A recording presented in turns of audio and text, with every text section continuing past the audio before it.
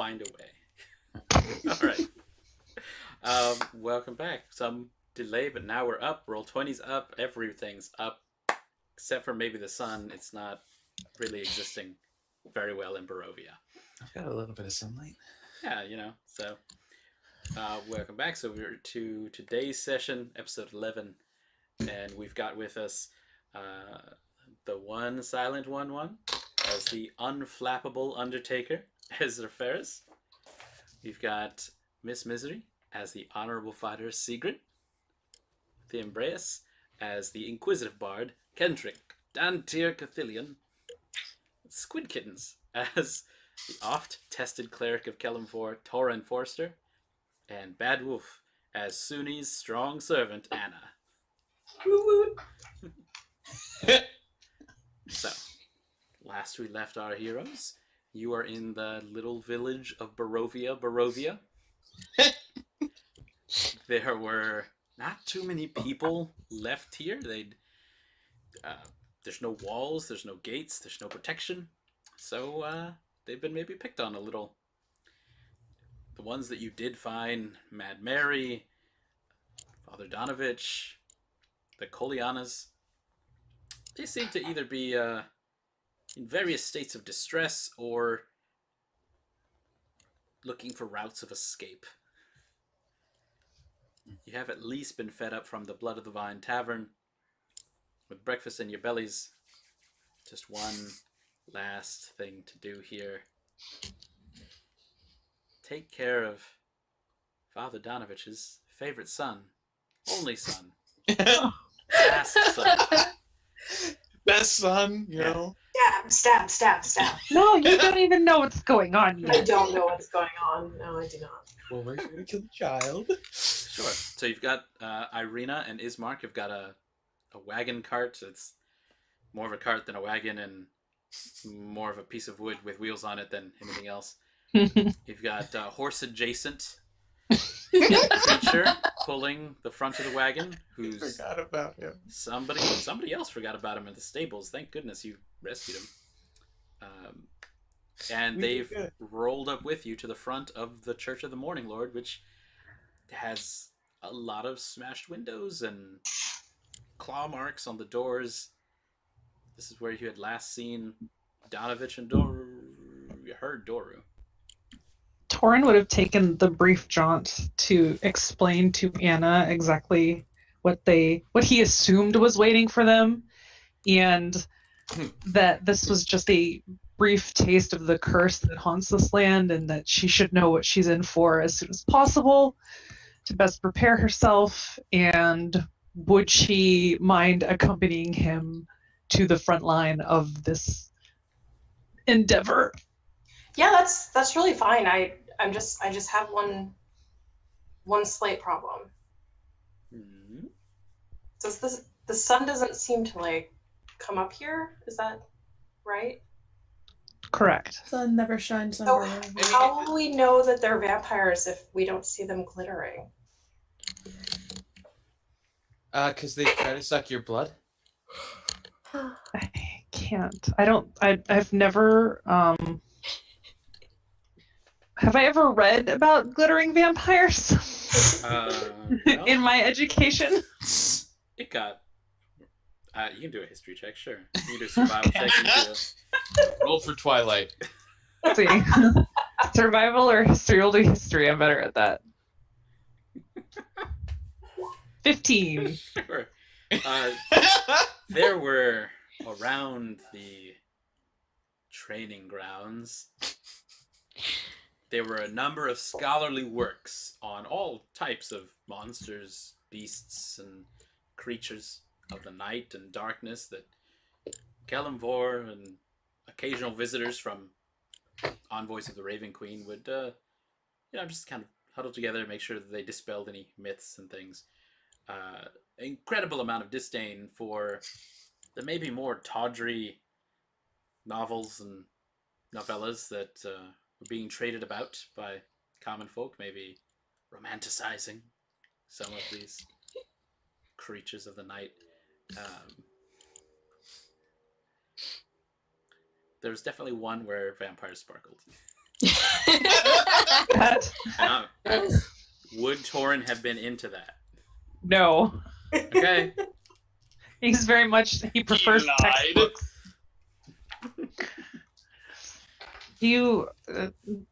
No, they don't. You will see. You'll see. I think. If this goes wrong, you will see. Sure. Temple of Suni doesn't maybe go over all of those things. It's certainly I imagine what's Anna's take on the Temple of Suni? I imagine it's more like a lot of cosmetology. Yes. Yeah. A lot of makeovers and pedicures. Mm-hmm. Oh, they know their epidermis. They can tell you from one to the You other. know our epidermis. You're looking a little dry too, Toren, so maybe later I can slap a good facial on you. Anna's drinking the last of her pumpkin spice. It was just a jaunt down the street from the Blood of the Vine Tavern, so.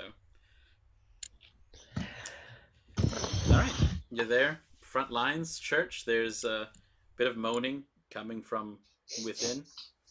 A little bit of weeping. Sounds like an older man. As you will.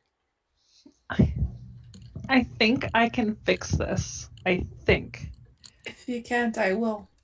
Oh gosh. Thank you for saying that before I had to. You gave me your mace, remember? Well, not specifically for... Yeah, yes. That's fine. Ezra's gonna awkwardly go up to Toren and just holding out his prayer book and just being like, if we're going to go and kill this guy, you probably need this. It's a lot better than mine. Just gives you your prayer book back. Oh, I already have one, but mine's kind of covered in doodles and stuff, so. you drew in it? Well, I wasn't the best student, so. All right. Put that next to the creepy doll. Maybe it will purify it. Well, I'm just delaying everything right now, so After you, brother. And Kendrick will open the door and motion for Toren to go in. I cut in front of him and go in first. Oh. That door I'm going on shows that thing first. it's not too wide a hallway. It's like a regular building, so 10 foot wide, about 20 feet long. There's actually a lot of bright lighting inside. It looks like Donovich has lit up a bunch of candles. A lot of mildew smell, though, so... Oh, and a lot of debris. It looks like this place has seen a lot of something. Father Donovich is praying at an altar just beneath a rope that's maybe 4 feet off the ground and keeps extending up. And the prayers are, of course, blotted out by just inhuman screaming rising up from beneath the wood floor around here. Oh, there's a couple of doors off to the left and right, just 2 and 2. This place is disgusting. Anna, I mean, it's disgusting. it is still a holy place. There's a lot of I ones. mean, Does probably be more of a holy place if you kind of cleaned it. Did nothing of our talk over here register in your mind? Sure. I'll take that as a no. Does it look like there was so there you said there was like marks on the doors and stuff? Yes. Does it look the same as the ones in the mansion? It definitely does. So that would have been from what was on the mansion doors, looking like great and large animal claws Mm-hmm. that had been raking at the doors of the church. And does it look like the ruin and such inside the church? Does it look like potentially whatever might have been attacking the door got in? There's less claw marks in here, and Alright. the door, the furniture is smashed, but like the doors that are inside here, off to the hall sides, those look like they're okay. Okay.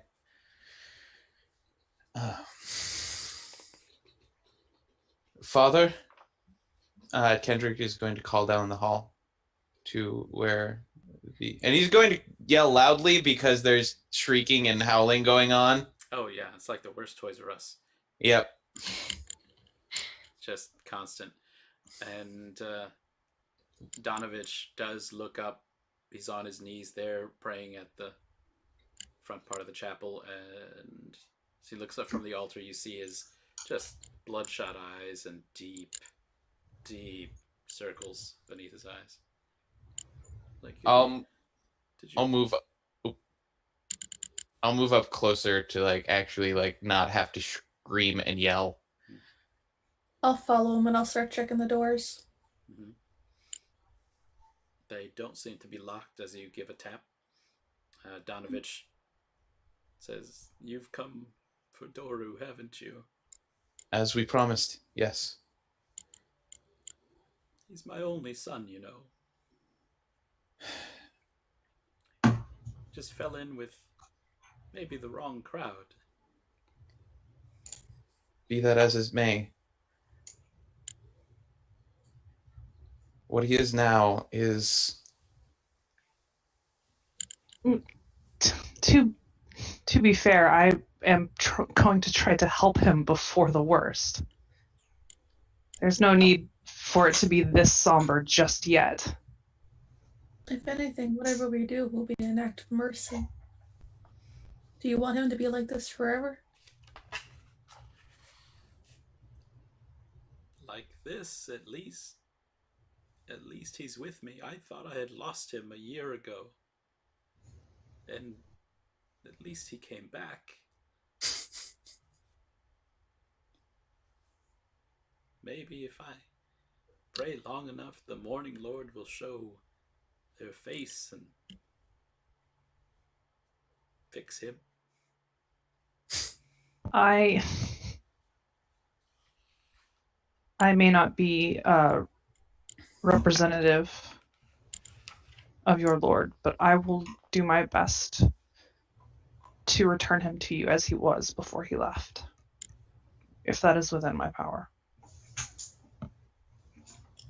He kind of nods a little bit as you can see his eyelids almost shutting with every nod. Like just the motion of it is kind of getting body parts to move in the way that they have been desperately trying to for days, maybe weeks. Who knows?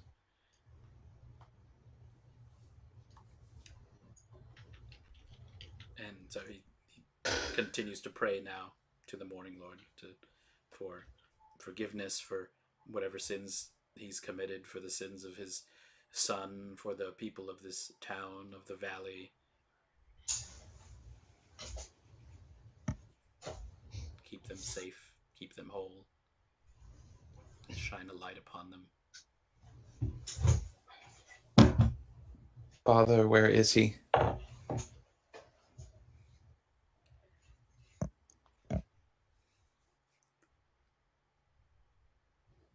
He won't look up, but will point back down the hall with his left hand. So that would have been along the right side as you came in. Thank you. There's two doors there. Thank you.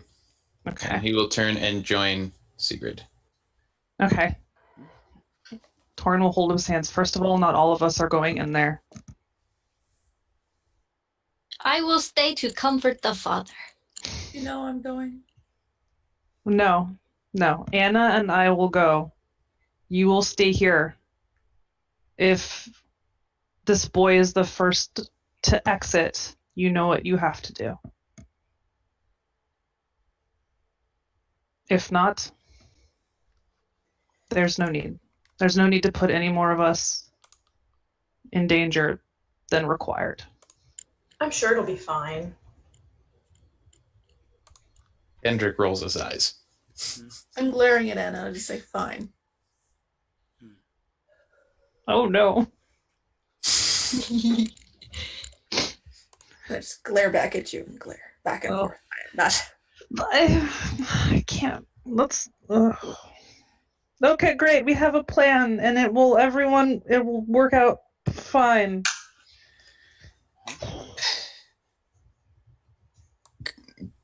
Go on in. Okay.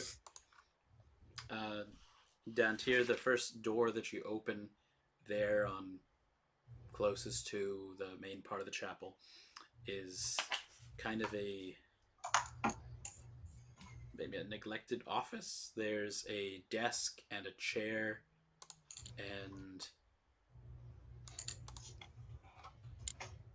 they're standing against the south wall of it. There's a wooden holy symbol mounted above them. It looks like a sunburst. Do I recognize it? It's a familiar iconography. Like, sunburst is for a handful of gods. Putting it together with the fact that he has said Morning Lord about 3 times, I'd be able to guess, potentially. Potentially. If it's... Who do you know? Is it Lathander? That'd be something that Dantiir could put together. Morning Lord's a very old name for Lathander, but this definitely got a sunburst as a symbol. There's a 10-foot long iron rod attached to the north wall, and it's standing bare, like maybe there used to be a tapestry here. And against the far wall, there's a wood cabinet with 4 tall doors.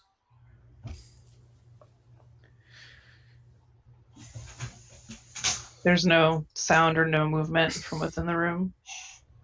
I'm guessing it's the next one down then. Okay.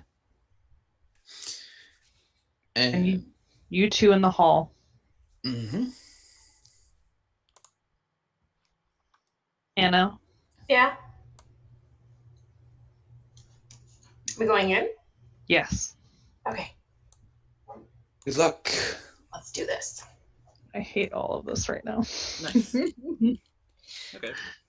So the other door there on the hall is, when it opens up, it's kind of a mess. This is probably one of the worst of the rooms that it could be. Time and neglect have punched holes in the ceiling of this moldy room, and it has just a few broken roof shingles that have fallen down or are sitting amid pools of water, whether it's from rain or just condensed mist. There's enough. In one corner, far and close to the outer wall, there is a heavy-looking wood trap door, and it's held shut with a very thick chain stretched across it and padlocked to bolts on the floor. Definitely, this is where you can hear that young man's screams of anguish. We need the key. Does his father have it? Dantiir will go return to Father Donovich, the key father. He'll not look up, but he will kind of give a big wet sob, like, the key is lost. I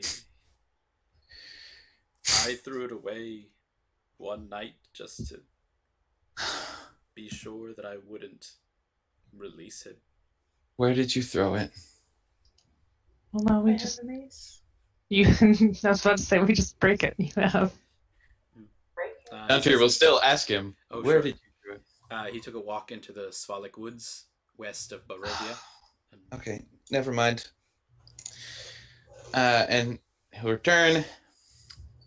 He threw the key away on a walk in the woods. Who's going to break the lock then? You look like you would like to. Before we go down there, Anna's gonna cast protection from good and evil on herself. Oh, okay. Mm-hmm. All right, some of that nice protection. And who's going to do something about this lock? Possibly the chain? If nobody else is going to, I'm going to walk over and I'm going to take a good look at it, decide on the weakest point, whether it's the wood or the chain or the connection around therein, and I'm just going to bring the mace down on it as hard as I can. Nice. Give me roll this with advantage, so you're taking some good time to peek this out. Strength or athletics or... This one can be a weapon attack. Oh, okay. Nice. Oh yeah, that comes down, and you don't get a padlock. You get one of the weakest links, as it were. Ah.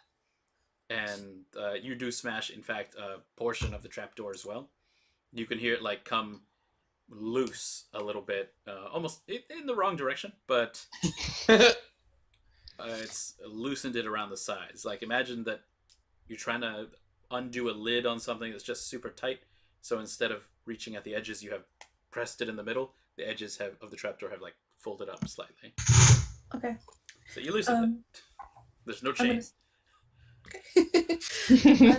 I'm gonna step back and just kind of motion for the two of them to get. As Segrid steps back, Toren will sort of lean over to her and say, she needs to learn what being here means. You already know that. You're the only one I can trust to do what has to be done should I fail. I don't disagree with you, but I don't think you should even try. It's not a person anymore. It's not his son. It's a monster. There is no redemption. So I just walk and go stand at the door. Okay. Who's going to open this up and go down first? This is the trapdoor that goes down. Why not? I don't have a weapon. Wait, why don't you have a weapon? Because I gave it to Segrid. I have a dagger. That's not going to do much. Okay. I will open the door to my doom. And as soon as Toren goes down, Dantiir is going to turn to Segrid and say, first sign of trouble, we're going down. Get behind me, get out in the hall. I'm blocking the door. If I go, follow behind me. But do not move until I do, okay? Okay. I go, get them, all of them behind me, and I just block the door. Dantiir's everybody's little brother. All right. Meanwhile, I can just see Ezra's like, it's okay. Yeah. No, you can cry all you Just want. telling him I can throw a beautiful funeral for you. Oh no. You know, this one time, there was this family came in and their son was dead too. Yeah, it's Just like the worst stories. he's pretty decent at relieving, being a sympathetic person. Okay. So where Father Donovich is weeping is at least soothed a little bit, so that he can continue on praying, especially after hearing Segrid like snap the chains that held the trapdoor shut. Beneath the trapdoor, what Toren can see is that the church's undercroft here has rough-hewn walls and a floor made of just damp clay and earth. There's rotting pillars that are straining under the weight of the wooden ceiling, and candlelight from the chapel above kind of slips through the cracks in that ceiling, letting you see a kind of a gaunt shape in the far corner. Sort of look over my shoulder at Anna, and he has to touch me, so let him at least come at me at first. Why does he have to touch you? You'll see. All right. And I will move forward down the creepy ass stairs into the creepy ass room and call out his name, which I forgot in all of my stress. Doro. Doro, right. Good party. This person is hunched in the corner and hisses, "I can smell your blood!" And he seems to be hugging himself very tightly.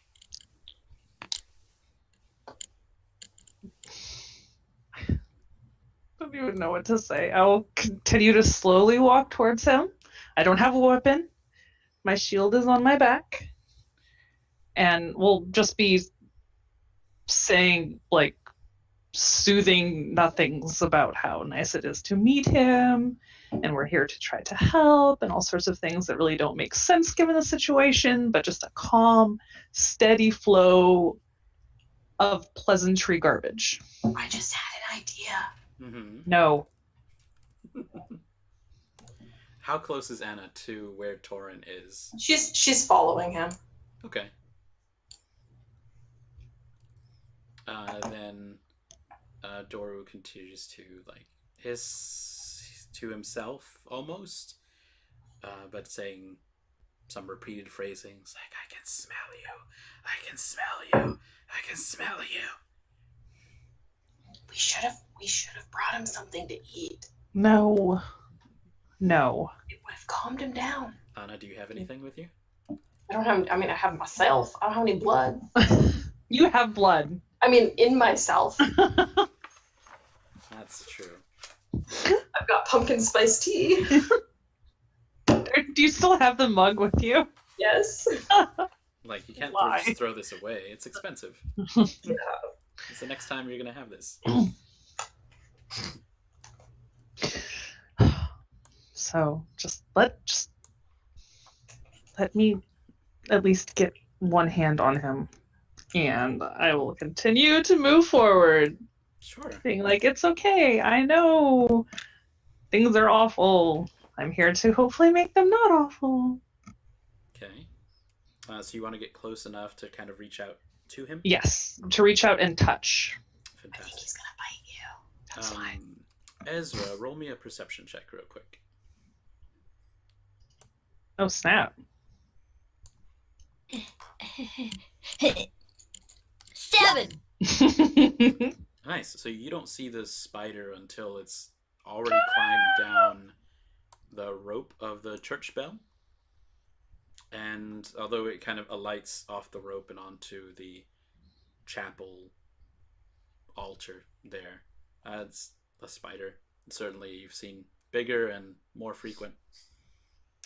Oh, so it's just a normal spider. Yeah, it's one of the tiny Oh, it's fine. Daddy Longlegs.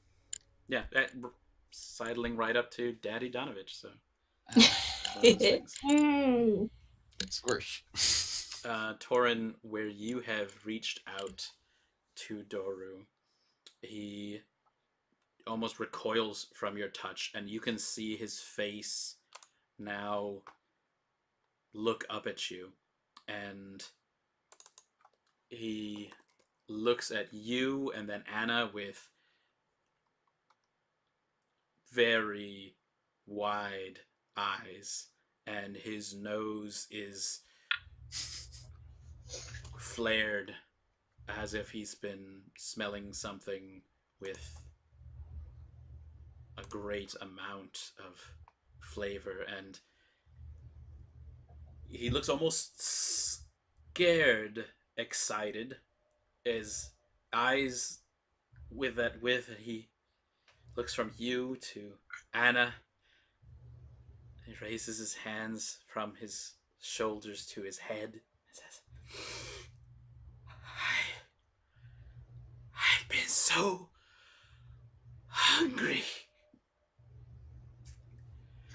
That place was so dark. And then he sent me home. I haven't eaten been so long. I told you. Segrid, roll me a perception check. He's hangry.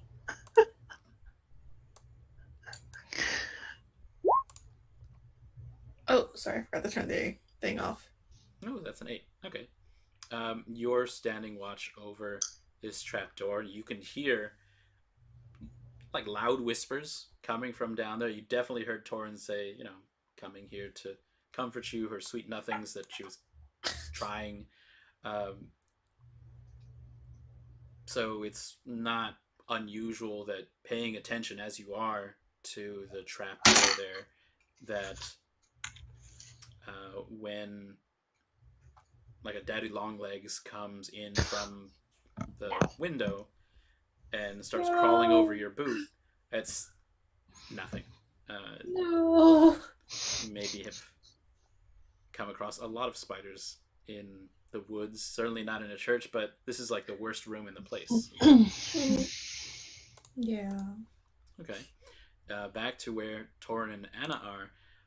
Anna, you can kind of tell that Doru seems to be in a very bad place. His skin is the palest you've ever seen, and his teeth look like they need a lot of work. That hair has just not been taken care of in who knows how long. It's, to be fair, like a rat's nest down there. Just not in good shape. How are you reacting to these bleeding? I mean, like, he's the first vampire I've ever seen, and he's not really living up to my expectations. He's super skinny. He's really skinny. He's really dirty. I thought they were better with their hygiene. Mm-hmm. And I think maybe his pants are stained with soil and clay. That's pretty gross. He needs a bath and something to eat, not me. And then maybe he'll feel a little bit better. Mm-hmm. I think he'd be more reasonable if we cleaned him up. Mm-hmm. So what's Anna prepared to do then? He has, Toren hasn't touched him yet, has he? Yeah, no. His shoulder. Oh, I have? Shoulder. Oh, well, the second that happens, I had something prepared. Oh, go for it then. Remove curse. Okay. Nice. So when this happens, do you say anything particular? This is a verbal and somatic bit. He probably says something along the lines of, Kalimvor, I really hope this works, because he's never cast a spell before. Something from his training. It's like, this is supposed to work. Okay.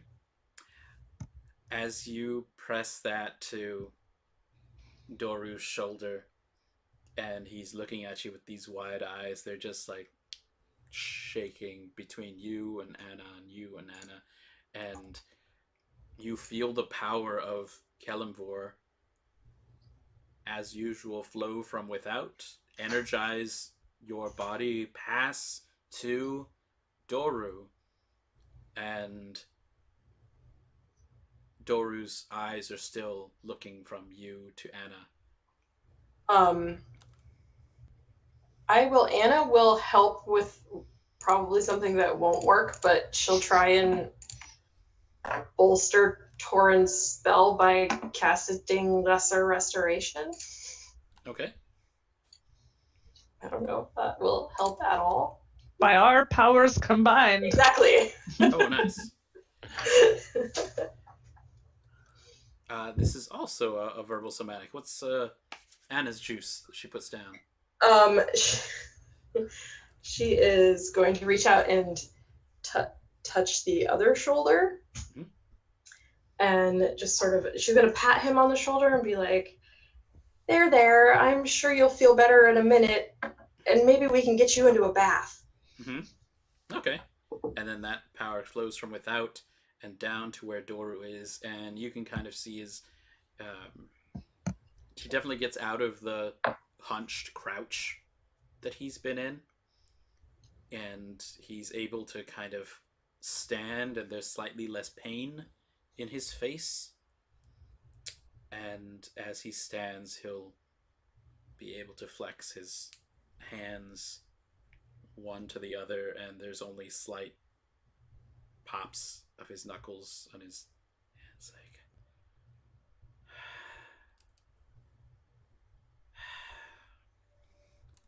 Dantiir, roll me a perception check.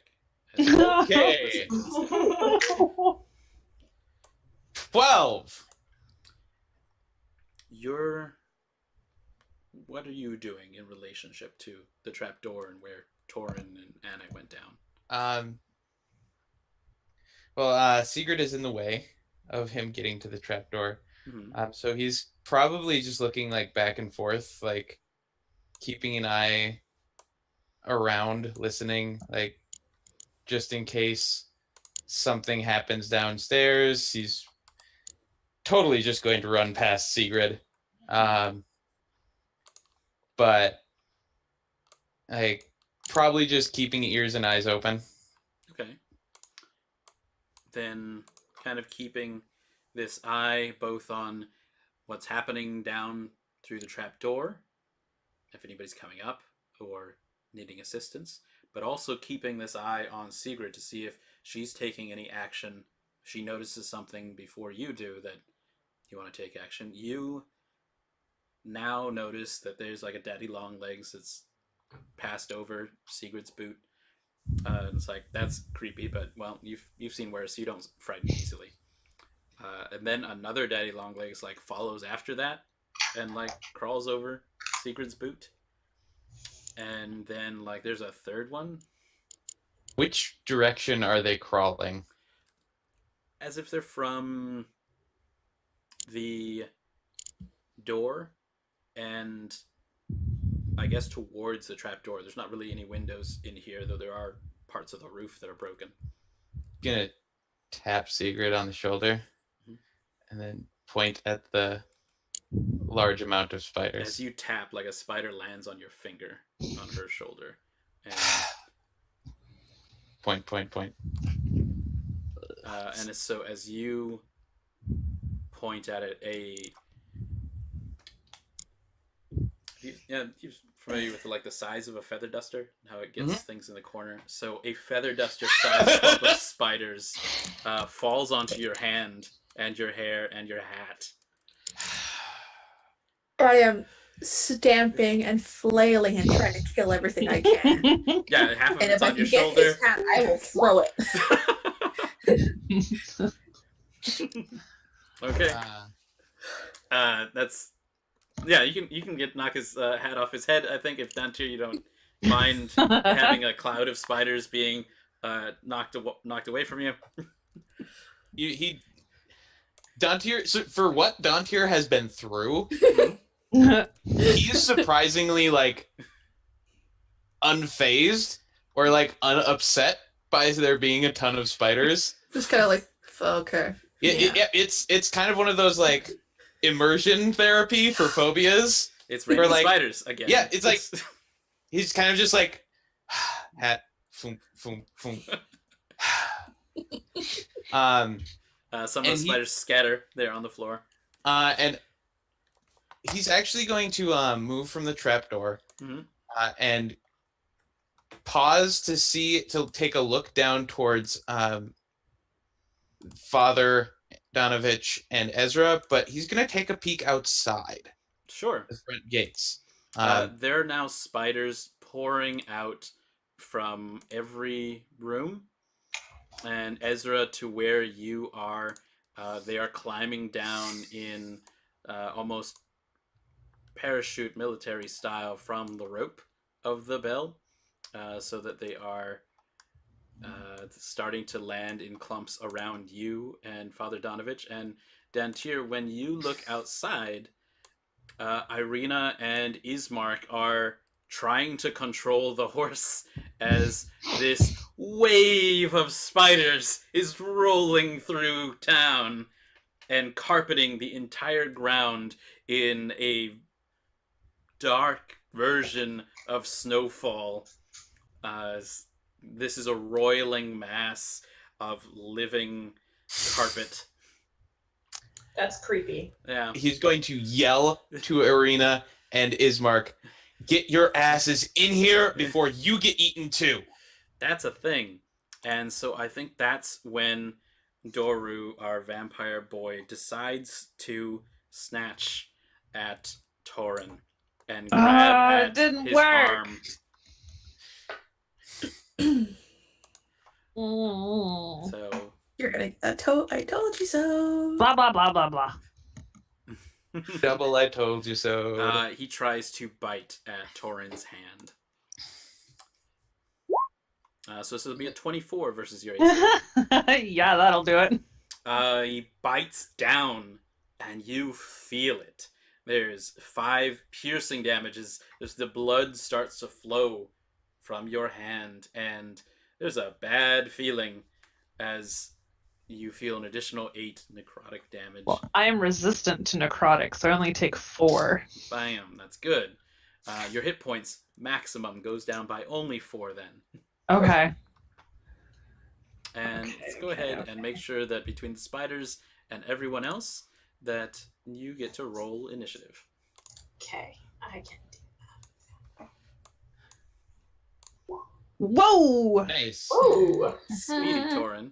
5. Toren is Good Toren job. is pissed. He wanted to help this poor boy, and it's not working, and now he's gonna have to do the horrible thing, and he's gonna have to face "I told you so"s. I cured him a little bit, so sorry he's stronger now. Oh yeah, he's able to move like had a good massage. That's all. Oh no, we're the worst. We're the worst. I told you we should have brought him a donkey or something. You did good. He's feeling a lot better now. I bet. I did my job. We wanted him to feel better. And I at the 18. Okay, It won't let me do advantage on it. that's weird. I'll put you as the 18 then. Okay. And Dora's just holding on and sucking up as much of Toren's lifeblood as he can. But Toren, you get to react. You get to move. It's your turn. Okay, I'm going to use my channel divinity, which is turn undead. Okay.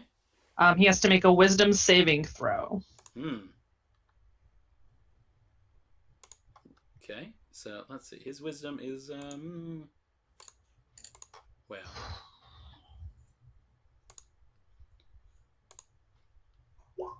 It's a Okay. He's been here a So- long time and he is hungry. At level 5, I get this awesome bonus. I don't know if that matters. Okay. That when an undead fails a saving throw against turn undead, it's instantly destroyed if its challenge rating is below or at a certain threshold. So at level 5, its challenge rating 1/2. Vampires are a little higher than challenge rating 1/2.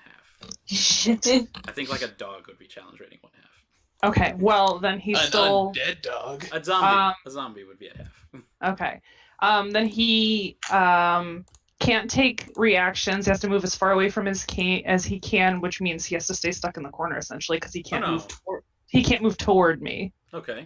willingly. If there's nowhere to move, he can use the dodge action, but that's it. Okay, so then he lets go of Toren's hand as if he's been shocked, and he just turns and he starts scrabbling into the earth. And Oh shit! he's just trying to get away, and it says, "Master! Master, save me!" Why do any of you leave me alone with people? Because you tell them to. All right, Dantiir. There are a bunch of spiders everywhere. I'm gonna attack it. Go for it. There's that. There's that. Okay. 13. Oh yeah, that definitely smashes a bunch of these. Hey, it's 7 points of damage. Okay, just the 7 of these daddy long legs disappear under. Well, I'm sure you clean this rapier every so often, and it's just Every going to be night. a lot sooner. And again, I am going to call out to Ireena and Ismark to get their asses in here. I'm going to go ahead and get them to move. Boop, boop. And Let's see. I am going to turn to Segrid, and yell at her to pull herself together, and she's going to get bardic inspiration, so she can add a D8 Oh, that's okay. for the next 10 minutes. You can use that. Cool, I'll stop flailing. All right, Ismark and Ireena bolt from the cart, and the horse kind of bolts herself and starts going a little bit west of the village. There's no village wall, so that horse might go for a little bit. But they at least close the doors, and now there's only like small amounts of spiders that are streaming in under the doors. That's probably fine. Segrid, what you doing? Have I heard anything from downstairs? You heard a darn it, why did you guys let me do this by myself? I'm taking that as a sign to go downstairs, so Also- I run down over the stairs, and I'm going to get as close to them as I possibly can. Oh, sure thing. So everything in here is about 5 feet. You'd be able to get certainly all the way to where Toren and Anna is. You see this person, this late teen, digging, scrabbling for the walls, got dirty jeans, dirty shirt. Doesn't smell too bad, but I mean, He's a teenage dirtbag. yeah. Teenage dirtbag. Between all the mold that's already been happening around here, you can be anywhere you want to be down in this undercroft. Okay. Can I get close enough to him to hit him? Definitely. Like All right. Toren's there. I don't know if you're holding onto your hand, or certainly it's bleeding. So yeah, right. You can just push right past Toren. All right. I'm coming through, and I'm bringing it down on. I'm gonna go for his leg. I don't want him to be able to run away from me. Oh, he's got 2 of those. Let's try it. Yeah. So I got 2 attacks. One for each leg. No one pissed Segrid off ever. My only thing is, if I get one leg and I do enough damage, I'll switch to the other leg for my second shot. Okay. Not enough, I'll stick to the one leg. I've killed enough things that I can understand that. I've got 2 All right. aces. Hobble. All right. Oh, that's nice. That's very nice. His bones seem to be stronger than you expected from most late teens. You've Sorry.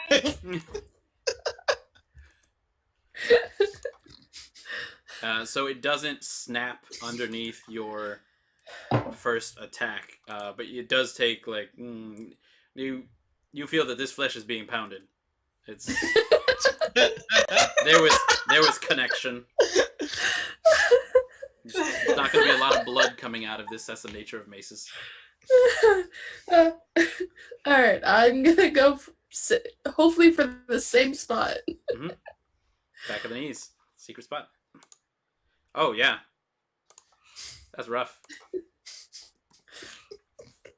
9 damage isn't bad. Yeah, and let's see. Is there anything special about this mace? Silver. Is it? Yeah. It is, yeah, it is silvered. Okay. So you felt that you gave him a couple of good whacks than what maybe late teens are used to, but his leg is still in really good shape. It seems to be resilient, and that's when, of course, Doru looks at you and what's Toren's DC for spell save? 15. Okay. He hisses and he turns and looks at the mace. He's like, "Are you one of Father's church? Did he send you down to kill me at last?"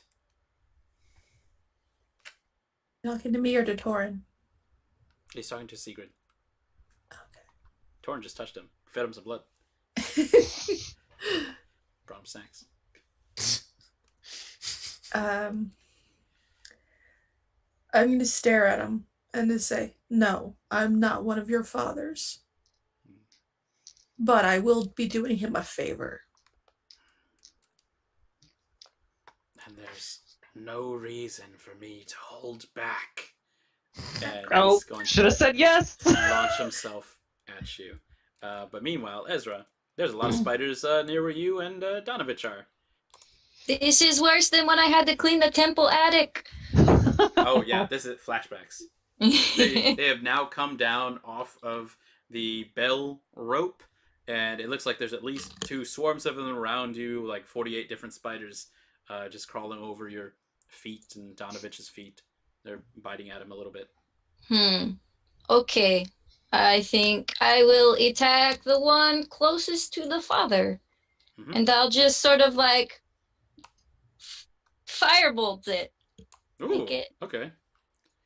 That work? Oh, okay. Yes. 24. They are not immune or resistant to a lot of splash damage or magic. So that happens.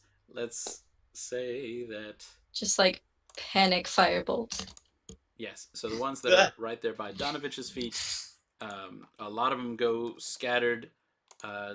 Several of them just burn up to a crisp. There's more that are swarming around Ezra's feet. Yeah. Are you okay with where you are, Ezra? Do you want to move yourself or Father Donovich away? You can see Ismark and Ireena have closed the front door. Around you are the broken furnitures. Not as many spiders for the moment, but from the doors in the hallway, there are like more spiders that have been crawling out from underneath them. And there's broken windows from nearby. Huh. I'm just gonna try and drag him closer to everybody else. Or, I could try and drag him, but I'm not very strong. Maybe persuade him. Persuade him, like, this is the better idea, we should go this way. I don't think he's gonna need too much persuasion when there's like spiders raining down from the sky. It's like Sky spiders. it's awful. So yeah, you can move closer in that way. I'm just gonna have a couple of spiders bite you. Okay. That'll be Ow. a 21 versus AC, so that'll be a 13. Ouch. 13 damage. And let's see, on some from Father Doru, because you pulled him away just in time, they are not able to snap at him with their little poisonous fangs. That's really painful spider bite. It's a lot of them. It's like it's not that each of them are doing 13 damage, it's that each of them is doing 1 damage. And there's just so many. Speaking of spiders, that means that for the other swarms, who now all get to act, some of them move a little closer to Ezra and Donovich. Some are now on Ismark. Let me try out some of those. Oh yeah, so he's got spiders starting to climb up his pants. Ireena takes out a sword that she has picked up or been carrying. Who let her have this? But she starts slapping at Ismark's pants with like the flat of her blade. It's like, Ismark, hold still. But it's not the most effective. Like, she has a rapier like Dantiir, and so it's like this thin blade, and it's almost like she is cane whipping her brother's legs. And it's just like, Ireena, stop! Ireena, stop! Stop! That's not helping! And it's like, no, I'm getting them. It's fine. You'll be alright. And I think just another swarm or 2. No, it's 1 swarm because you called in the brother-sister duo and they closed the door. So against Dantiir, this would be a 9 versus your 8. Which I don't think is anything. And so these are the ones that are swarming in from around the trapdoor. And 1 set of spiders start swarming downstairs. And they start crawling across the clay down there. Meanwhile, Doru is going for Segrid, and he's got this nice thing that lets him attack a few times. He's very nimble. So this is 19 versus Sigrid's AC. That will be 10 slashing damage as he gets up and just takes a full claw swipe across Sigrid's shoulders. And he's going to try one more time just with the left hand. He's really mobile at this point. Ooh.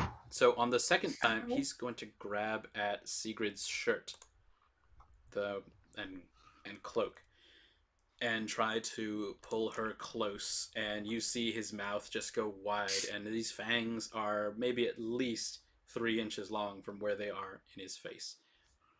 So you are currently grappled, Segrid. And now it is Anna's turn. But no damage from that second attack, just grapple. Have we decided to kill this guy? Is that what we're doing? He seems rather rude. He does seem a little bit rude. You offered him a bath, some new clothes. He turned it down a little bit. I just need to see if this spell is an action or not. Hang on.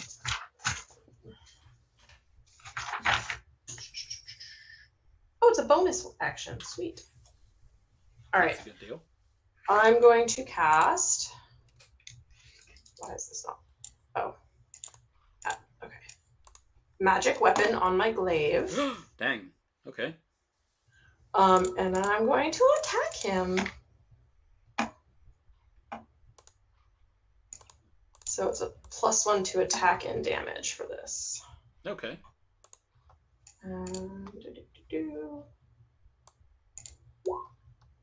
Well, that hits. Definitely. So it's 10 really for damage. Okay. And then I will use my second attack to attack him again. So it's a glaive. So you're going for like middle section. That also hits an 18. Yeah. That's good. Okay. And so it's a 5 for damage. So unlike the leg hits, which you saw Segrid go into and lay on Doru, these slices from your glaive are connecting and cutting deep. And where you cut into him, there is black blood that runs out, and he grimaces all over his face. Wait, I'm sorry. Mm-hmm. I already have a concentration spell going. So you can drop the first one. It turns off. Oh, okay. All right, cool. Cool. All right. No, let's not give up this magic attack that works so well. Cool. Okay. So that was bonus action and then regular actions. So are you okay with being close by there? He's still holding on to Segrid. Yeah, I'm going to move over, like, right over here, so I have more of a direct line of sight. Sure. Direct. So my glaive should reaches him because it's a 10-foot reach. Definitely. Toren, this is maybe time to try something different. Yeah, super time to try something different. I am going to my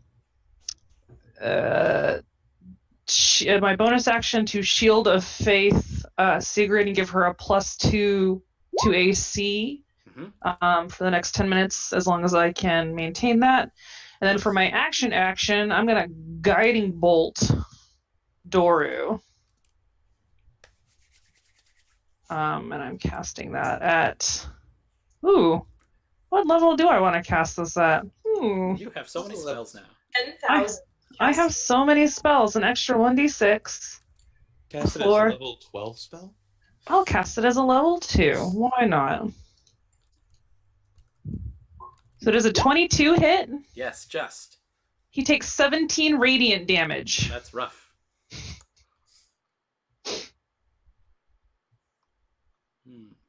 So subtract the spell slots. And and the next attack roll against him has advantage.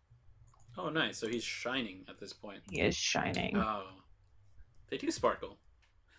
Oh no! They do sparkle. Yes. I told you, Toren. Just had to find it inside. Yeah, okay, that's great. And he just looks really frustrated, and he's not going to say anything. It happens. Okay. Dantiir, there's some definitely attacking going on downstairs. There's definitely I'm a lot going of down. spiders here. Go for I'm it. going down the trapdoor. Okay. Between you and the others, there is a swarm of spiders Yep. just crawling across the floor towards them. Yep. What is the dude wearing? He's wearing what looked to be like a pair of work pants. Just they look khaki now, but that might just be the clay that he's been rolling around in for like a year. And his shirt looks like it was kind of a simple cotton thing, but it's certainly been torn and ripped. It's very old and worn now. Hey, but he's not like chained up or anything. Oh no, he's loose. He's got hands on holding on Segrid, and then Anna's been slashing at him, and he's glowing. I'm gonna need him to make a wisdom save. Okay. Okay. He takes 19 points of psychic damage. My gosh. And must immediately use his reaction to move as far as its speed, but he can't because he's in a corner. Mm-hmm. Well, yes.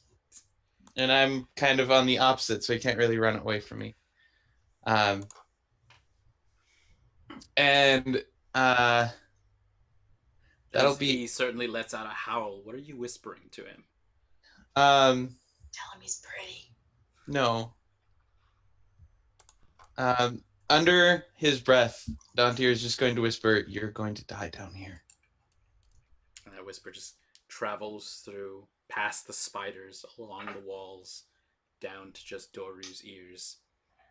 Segrid, you're close enough that you kind of hear Dantir's voice nearby. Yeah, you can kind of glance up and you see that he's come down the stairs. And Doru's still holding on to you at this point, but he's very distracted. So Segrid, what are you doing? Oh, that's not sure you want to move, sorry. Well, I do want to use my bonus action. Go. I am going to turn to Anna, whichever one it is correct. Which one is it? Anna. Tell her, finish this quickly. And give another bit of bardic inspiration. So you get a D8 that you can add to attack rolls or ability checks or saving throws. Okay, cool. Sweet. Thank you. Mm-hmm. All right. So are you okay with where you are, kind of there at the front, spiders in between you and the rest? Yep. Alrighty. So Segrid, imagine this person who has been holding on to your shirt collar, basically. And they're not quite looking at you right now. They're holding with their other hand up to their head and howling. But they still have this grip onto you. So you're not hindered in any way except that you cannot move from this where they're holding. Unless you try to break their grip. They're only holding onto my shirt. Can I still draw back and hit him with the mace? 100%. Okay, yeah, I'm doing that twice again. And this time I'm going for his head. Oh, man. Okay. Yes, that hits. So 8 and a 5. Okay. The 5, I think, yeah, 8. he's Sorry. kind of ducks under that and it, like... You do have inspiration if you want to use it. Yes! That's true. Can I use the inspiration for my second one? Go for a D8. Let's see what happens. So Bardy, bard. 10's not high enough, but...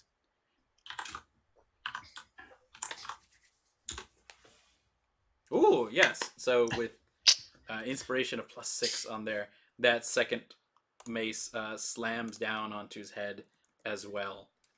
There's a good number of cracks, and his grip is like just there by like 3 fingers onto it, and he's slumping down because you are making him bow at this point. Ezra, you are upstairs. There's a lot of spiders. You're moving kind of towards the center where everybody is. You see Ireena almost whipping her brother with this very thin sword. Okay. So Ezra's just gonna be like, Father, sometimes spiders are more scared of you than you are of them. And I'm gonna cast Cause Fear at 3rd level. My gosh. And I'm gonna try and get the one in front, like the 2 in front of me, and then one of the ones headed towards us, just so I can try and like maneuver us out of reach if they are scared. So with these spiders, as you hit them, what's this vision that you send to them? A big boot. Truly terrifying. Because they're, a massive swarm, so just a giant boot. Yeah. So you see a number of them like roil around each other, but they continue moving towards you in your way. Poop. That's fair. Yeah. You feel like there might not have been enough of mind there to fully appreciate the effort and psychic boot. They're still scared though. Yeah. They're just lying to themselves. Yeah. They'll have to come to grips with this one day. And so as 2 swarms of spiders comes towards you, then that's going to be some bites. This one is to Ezra. Ow. Okay, 7 of them bite down on you. And then to Father Donovich, as he's being pulled along and kind of trying not to step on these things, but they are literally crawling over his feet. They do bite into him quite a bit up his legs. And so Ezra, you feel Donovich go very limp. He's just like, I don't... and he kind of throws up a little bit. And then he is very limp in your arms. I just died in your arms. Okay. Over there at the door, I'm going to just see how the boys and the brothers and the sisters are doing. The rapier is working much better now that Ismark and Ireena now have their longsword and rapier out, and they're maybe stomping out a couple of these spiders. I'm going to get rid of one of those. Then from downstairs, where Doro has all of these effects on him, he does have Segrid in his grip.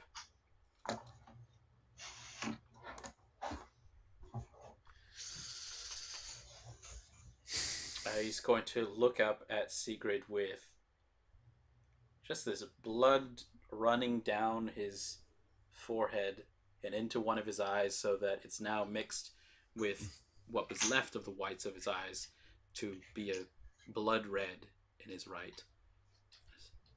And whispers to Segrid, "No one is strong enough to resist him. You will fall. He will turn you into this." I will die fighting. And I am stronger. He hates this, that you have any sort of hope and strength left, and so he will lunge to your neck, Segrid, to try to bite you.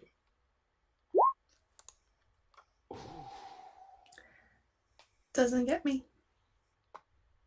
So this is a very quick attack, and he cannot look at you in the face anymore, and he releases you and looks toward Toren and Anna.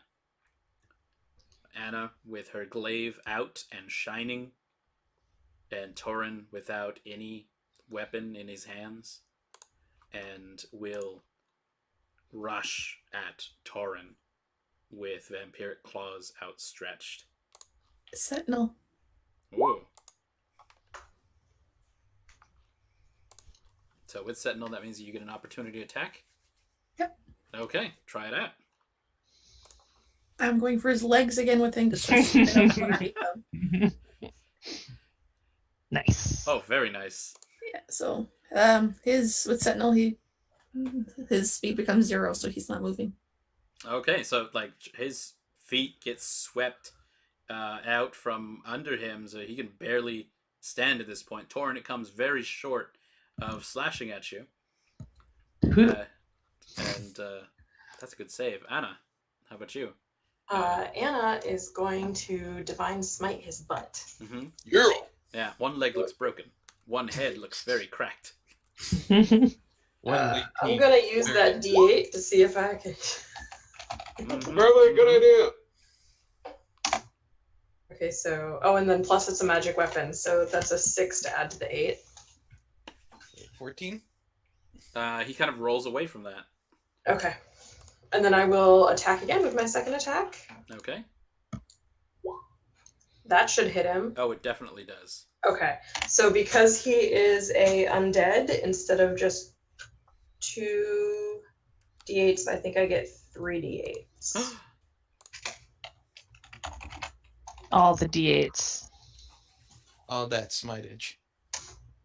He takes 17 points of radiant damage.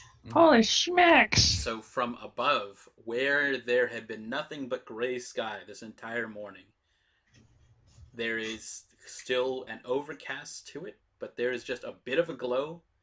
And as it comes down, this glow is almost like a spotlight of divine energy as it bursts down at the spot of contact from Anna's glaive.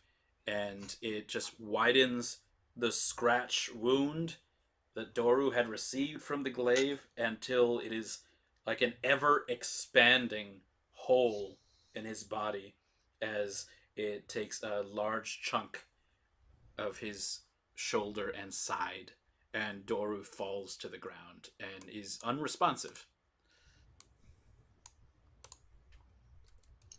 I did it! When we were in Irrational, weren't we told to cut the heads off of creatures when they're possibly something else? That was definitely something that was swung around. Wouldn't hurt. Dantiir says from the corner, I guess. Who's got something It's to probably for the best. Mm-hmm. I've only got the mace and the fan. I have a dagger. Then it's your job. I walk over, I sit down on the floor and lean against the wall. That's the worst kind of I told you so. Mm-hmm. There is a knock at the church door. And then another knock. Are we still in initiative? You We're- sure are. Toren, Okay. what are We're you doing? busy. Is it like a loud resounding knock, like we can hear it down here, or? Very much so. Is it the Girl Scouts selling cookies? Okay, we don't have time for me to try to hack through this guy's neck with a dagger, so I am going to use it's just a quick action, gentle repose, so he can't become undead for the next 10 days. Okay. So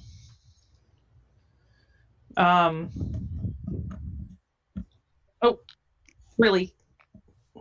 And then I will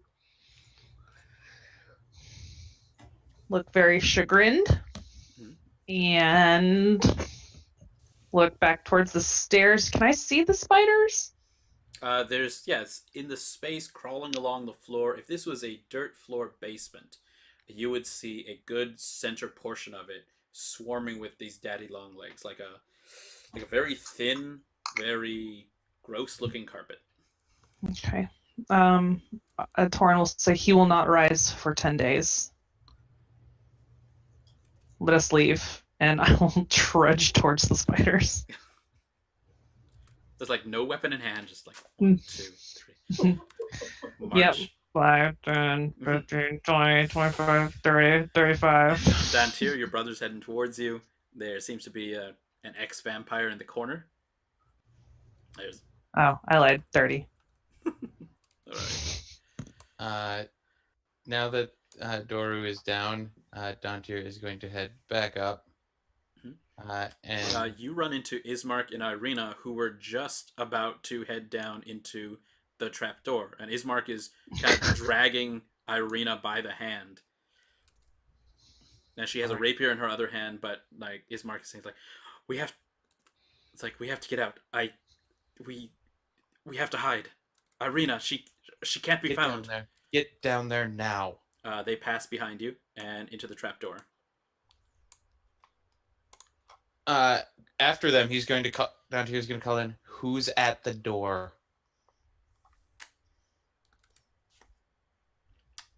The answer at the door is just a weak voice. And it says,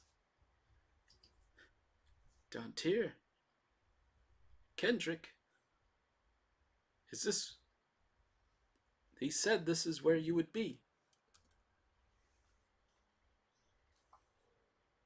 I'm guessing that's Dad.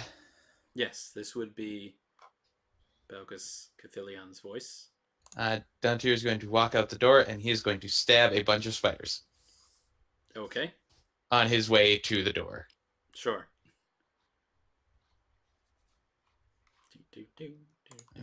Come on. There we go. Boom. And boom. Oh yeah, a bunch of spiders get stabbed.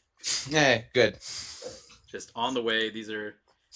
there's like scraps of pant material that are on the floor as well. It's just like walking by and slice some spiders. And I'm going to go up to the door. Is there like any way I can see through here without opening the door? On these doors, it looks like they were completely solid oak. Okay, so it's not damaged enough, or there's not a conveniently placed peephole. No, it must not have been in the Morning Lord's designs this way. Dang it! You could like open it a little. It only sounded like one person on the other side. Yeah, I'll creak it open and look out. Okay.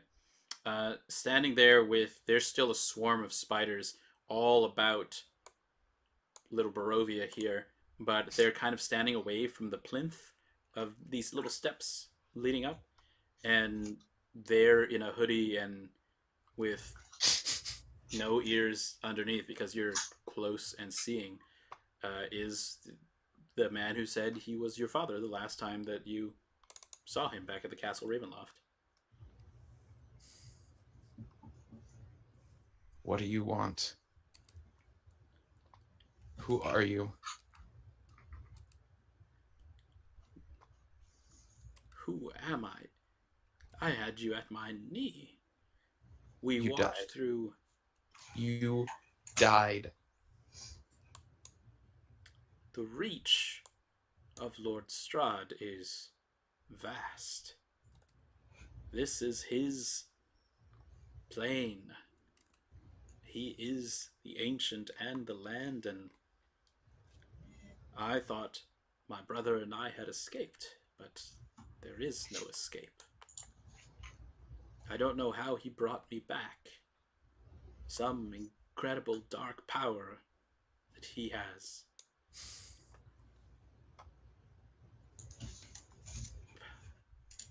Dantiir, it's a little weird out here. It's a little weird in here, too. We should be safe enough in a place of the church, don't you think? And why would I let in a man who I saw die and by his own words was brought back by Strahd? I would like one good reason, and because you're my father doesn't count.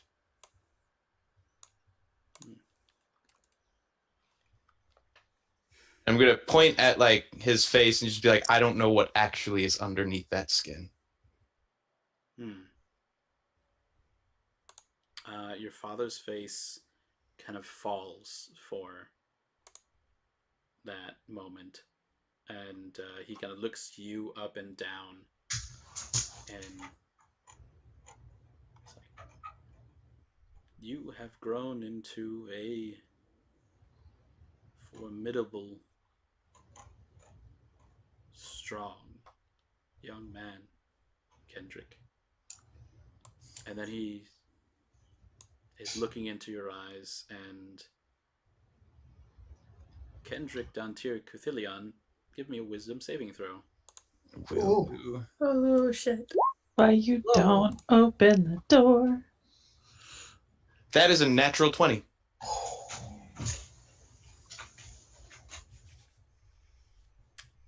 The face of Belkis Cuthilion melts and reforms into a maybe low middle-aged man with strong black furred shoulders and cloaks.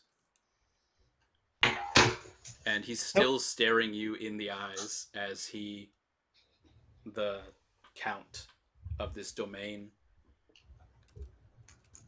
removes his illusionary shape and says to you, and starts to slow clap. Very good. At whatever barding college you did attend there in the Outer Realms, they at least taught you the basics. How is it in there? Is it enough leg room in the We're church? just fine at the moment, thank you. And he will shut the door.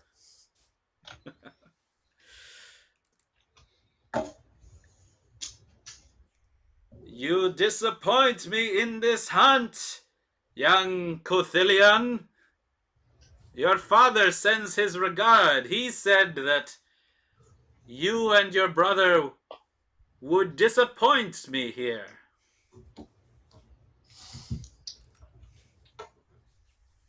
And with whatever movement I have, I will head towards the where Ezra is. Which I think I have like maybe a swear. Sure. We will call this strike one. Do better in the next time. And we get 3 strikes. Yeah, it's a batting joke.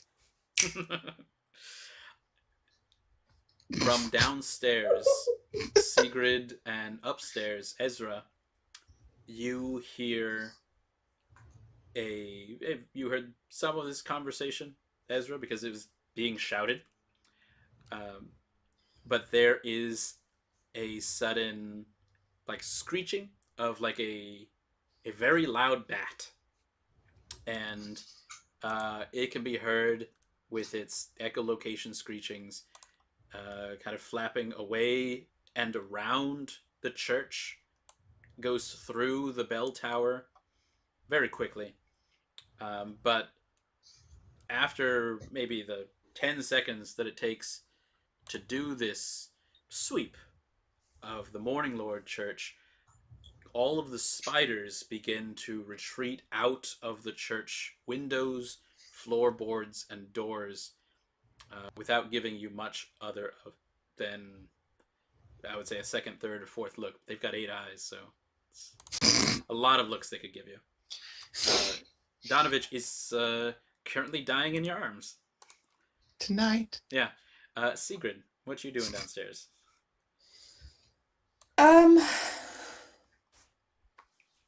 So do I know that things are better now?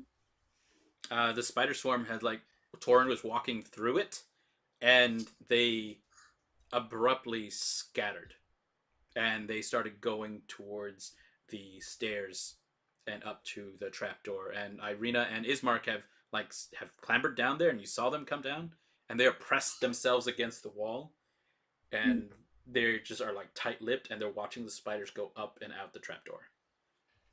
So something has changed. I'm gonna use my mace to help myself get up because I'm hurting a bit. Yep. And I'm just gonna quickly walk towards the stairs and up and out if I can. Okay, yeah. You got that speed. Ismark and Ireena kind of like are just saying like, "Don't go out." Very quietly whispers like, "Don't go out there." I ignore them and go past. Okay, a couple rails up. You see maybe just the edge of Dantiir's boots as he's heading back towards the main part of the chapel. Dantiir says, "Don't go out there." Just his back. Ezra, what you doing? So the Pokes back into spiders the are doorway. going away. Yeah, they're going out left and right through the windows, over the pews. Okay. Well, luckily, I had some teachings of Kalimvor that I can cast Spare the Dying on Donovich Nice. as a good old bonus action. But I think like if the spiders are going away from me, he's gonna be kind of annoyed and just like, "Hey, you took something from me," and then I'm gonna try anyway to cast Vampiric Touch. Oh gosh, that doesn't help me at all. Thank you. Okay, hold on.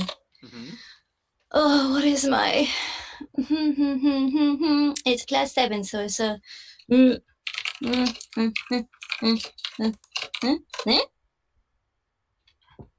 Okay. Sure, 17 to hit, and then it's 3d6. Oh, that definitely hits. That is a lot of 12 necrotic damage, so I heal 6! Yeah, half of a swarm just like dies and shrivels up. And there are these raisinette-looking things on the floor. About a dozen of them. Snacks for later. Raisinets. They're just a Feels little better. fuzzier. Fuzzy raisinets. Father Donovich coughs.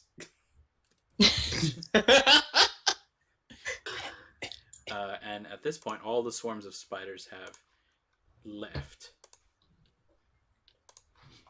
And behind Ezra, Anna, what you doing? Spiders are leaving. He's just sort of lying there on the ground. Are we not chopping off his head, or are we going to chop off his head? Well, I didn't think we had time. All right, Anna will chop off his head. It's like the glaive comes down, and as the helpless person there, the head is separated after a magical weapon severs it from the spine and shoulders. Like you do. Yeah. There's a good chunk missing out of the body, and now there's a good chunk missing off the top. A little bit. You don't want to go down there, Father. Oh yeah, he's definitely not recovering after 10 days, I can say. I He was tried. like this when we found him.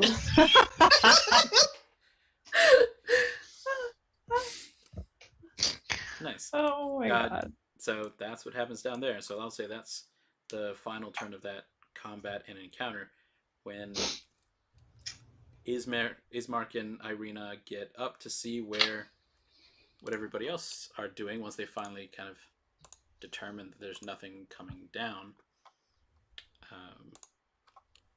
They'll kind of see where Father Donovich is and try to revive him from the spider bites. They kind of take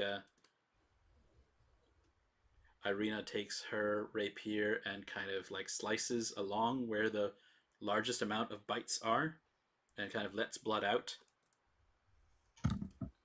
and then takes out some poultices that she can put onto it. Oh, okay, that's fine. She's just I was bleeding. like, I was like, is she leeching him? What's going on here? Then she pulls out his heart. And... Full Temple of Doom. I actually roll me a medicine check there, Toren. See if this is Oh no. Is this kosher? a thing. She seems to know what she's doing. 17. Here. You think that she's applying what's supposed to be like for snakes to spider Oh. bites, and you think that Donovich is losing a lot of blood now. It's like, I had tutors. I know how this is supposed to No, go. you're making it worse. Look at his face. Ezra casts his one and only cure wounds per day. It heals Donovich's leg his hands are still black from the necrotic energy, so it Ah, it doesn't baby. look good, but it helps. I mean, it helps a little bit. Okay. Donovich starts breathing again. Says, "My leg." Oh. Ismark says, like, "Oh, those spiders have really got you there, father," and like pulls Ireena away. And it's like, it was working, brother. Toren will cast Cure Wounds on Segrid for 8 healing points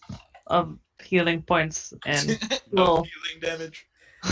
you take 8 points of healing damage. And we'll say, I know I need to stop trying to fix things. It's not a bad thing. And we'll feel bad. And we'll add 5 more points of healing. Donovich is now asking, it's like, did you Oops, help my sorry. son? Will he be all Go right? up to him. Your son has passed on. When what we tried to do to get rid of... No, you just leave it at the passing. Shut up, brother. You weren't down there. He doesn't care. Well, no, that means he doesn't know what happened. Yeah, No, he he was at knows the that stairs. he knows that you said you were going to try and help him. When what we tried to do to fix it didn't work, he became violent and attacked. It was all we could do so that more people weren't hurt. I'm sorry. If we could have done anything, we would have. But it was too late. Did make him Donovich- stronger, but that probably wasn't what I was supposed to do.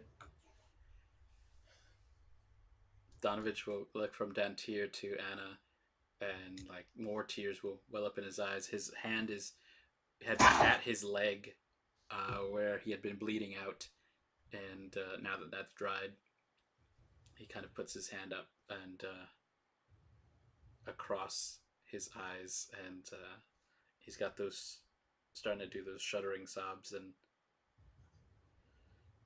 does a couple of coughs. And Ireena kind of pats him or puts her hand on his shoulder. And in almost the same way that Toren had tried for Doru, says, "Father, there is nothing for you here anymore. There is barely even a village. The rights and responsibilities of Burgomaster have passed on to my brother. We are to take care of the people of the village, and you are one of the only ones left. Come with us. We've tried to convince everyone else to move away and out. Come with us. We'll go somewhere safe. We'll go to Vallaki. They have the walls that will keep the creatures at bay, the wolves. Maybe even the Count himself with..." And Ireena will look back at where all of you are now standing, and although in various states of repair and wounds and dead spiders, I think we might have a good shot at making it. And Donovich will look up at her and has stopped weeping for the moment. There's still like big droopy eyes and water.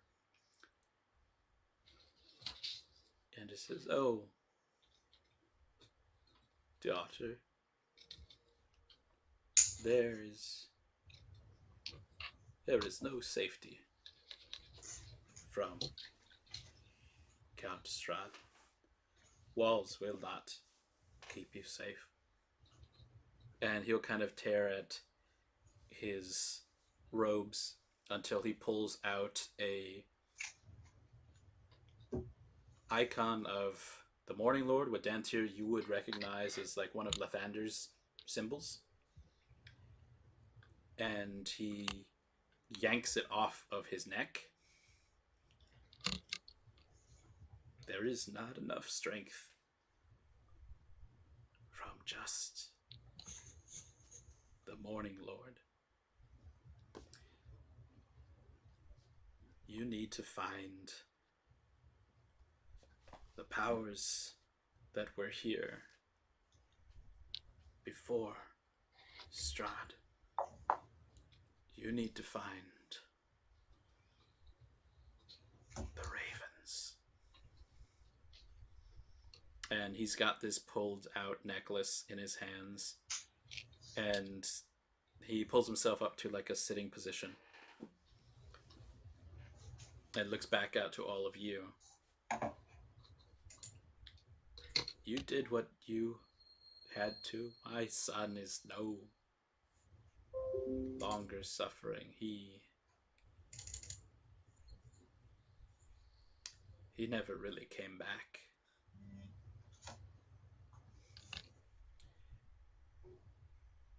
The town of Vallaki is but 6 hours from here by the long road. Past that is Kresk, where the Abbey of St. Markovia. That, I have heard, has some stronger ties to the land.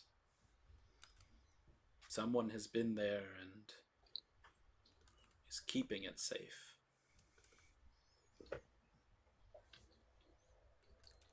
I hope your light, and she'll look at Toren and Anna, never runs out, as mine did. And he'll kind of very weakly toss the symbol of the Morning Lord across, and it hits very quickly onto a broken pew, just rattles down. Probably shouldn't throw that away. And Anna will go and grab it. Segrid's gonna walk over to the father and kind of crouch down to get the eye level and as gently as she can and say, "Would you like us to bury him? And if so, where?"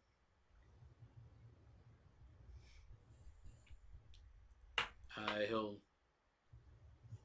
tell you that he thinks that although the power in the church is not strong, he knows that the land itself has some protections. He thinks that the graveyard here behind the church and the ghosts that come from it are no friends of Strahd. And so he thinks that his son would be safe there in the ground. She goes to find a shovel and starts digging a grave in a nice place. You know, just as another option, there is also cremation. I am very good at lighting pyres. Dantiir will go give Segrid a hand digging. Hey, cut off his head. Um, Anna. What? He does not need to know the exact details of how his son died. I didn't say that. I said, it's okay. I can't think of anything. It'll be very easy to get Doru's body and other parts past Donovich, as he is a little inconsolable and dissociative at the moment. Yeah, he's not Understandably. paying attention. Yeah. Ismark and Ireena, well, Ismark will tell Ireena to basically stay out of sight. Dantiir, you would be one who would be able to hear that he's kind of just whisper arguing with Ireena, saying like, he came for you, and she says like, no, he came for them. And he says like, whoever he came for, best to stay out of sight. Like, I'm going to get the horse. Dantiir will Oh actually no. cut in and be like, as much as you may not want to hear it, to Ireena,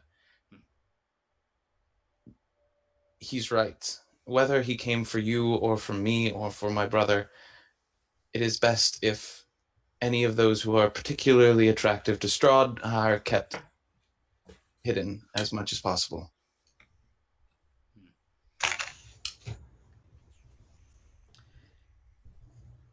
While you're talking to Ireena, that way Ismark takes that moment to Mhm, slip out yep. the doors Yep. and go looking for that horse.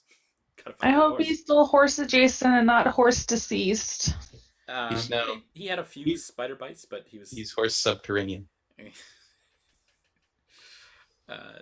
he was able to stomp out some of the way. So with the burial of Doru in the church grounds, it's now Hold a very lovely service. I will pull up some of my incense that probably is going to make Ezra very jealous because I have a couple of. Did you get the sandalwood? Well, no, this is the stuff I had on me when we came to Barovia. I haven't used it yet. I have 5 sticks and 2 blocks. So Yeah, we silvered that too. it doesn't burn if you silver it. Everything So- is silver. He'll take one of the daggers and like shave some of the incense off the block to burn because the sticks are super fancy and a little over the top for this. Anna will sprinkle some pumpkin spice over the grave. It's what the teen would have wanted. It is. No, this is really special pumpkin spice. It's been blessed by Sune herself. There is good works being done over this grave, impromptu as it may be, and Ismark has gotten the cart under control again. It's still uncovered and has just their bags of oats and supplies in the back seat in the cart part of it to act as any sort of padding. But he says that they are ready, and if you're willing to go with them, they're going to try to make their way to the town of Vallaki. Do we have to pass through town again to get to the road? No, since there are no walls here in the village of Barovia, you can kind of even just skirt out from the church itself and then just kind of go around town. You could go I'd back like through to town. pass through town if possible, but I don't care after that. I want to have one last look. Okay. Ismark is introducing Ireena to a disguise kit he just invented by cutting open one of the sacks of oats and kind of stuffing another sack very bulging full, and is trying to get Ireena to put on this sack. Dantiir is going to cut in and take out his disguise kit, which is an actual disguise kit. And he's going to, Like, work his best. Come on, Ireena. It's like when you were the Scarecrow back in the Tudors play. Ismark, do you mind if I give it a try? I've had some practice with this sort of thing. I might have a little bit better luck. All right, Ireena like rips the sack off her head. No sacks, I promise. Okay. She is like 5'6", dark auburn hair, dusky skin, and wearing half plate and a rapier. Let's say that we take a quick 7-minute break, and we'll find out how Dantiir does this makeover. Oh boy! Gotta think.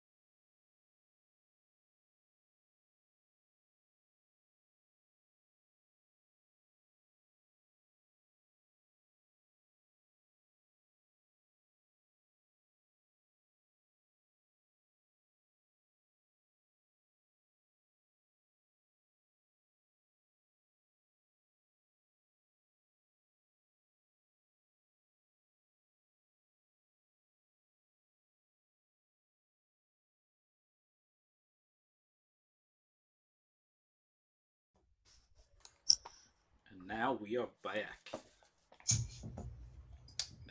Ezra, I want you to roll me a perception check. Oh, okay. More daddy long legs.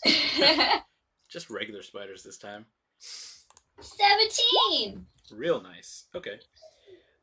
So what you notice is that while the rest of them are interested in burying this body, and you offered cremation, it's just a thing. Lots of people do it. It's easier. Yeah.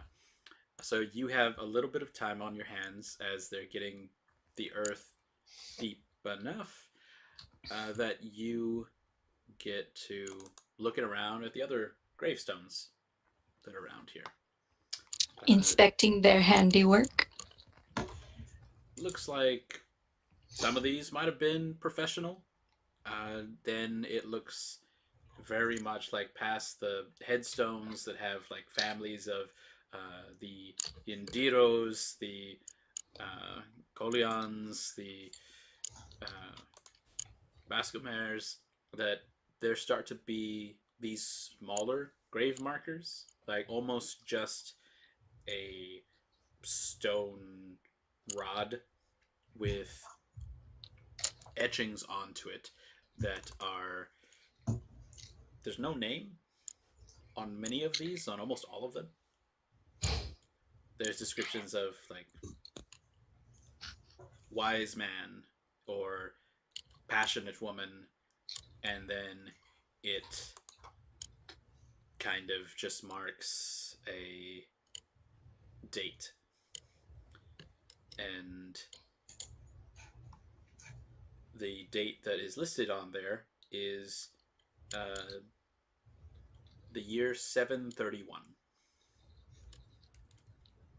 And all the other ones, the gravestones on there are prior to that. There's like some as old as some of the older ones that are there. Some of the ones that have been worn away by moisture and precipitation go back as far as like maybe 380.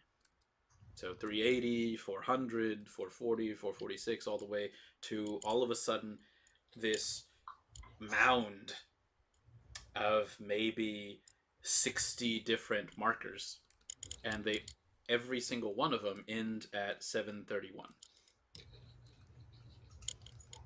There's a lot of them that say like B, D, question mark, and then just the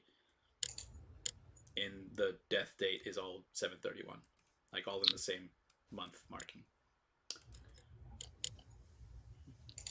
Okay, so lots of people died here. That's cool. Mm-hmm. And I guess just the last thing that something not reconciliating is that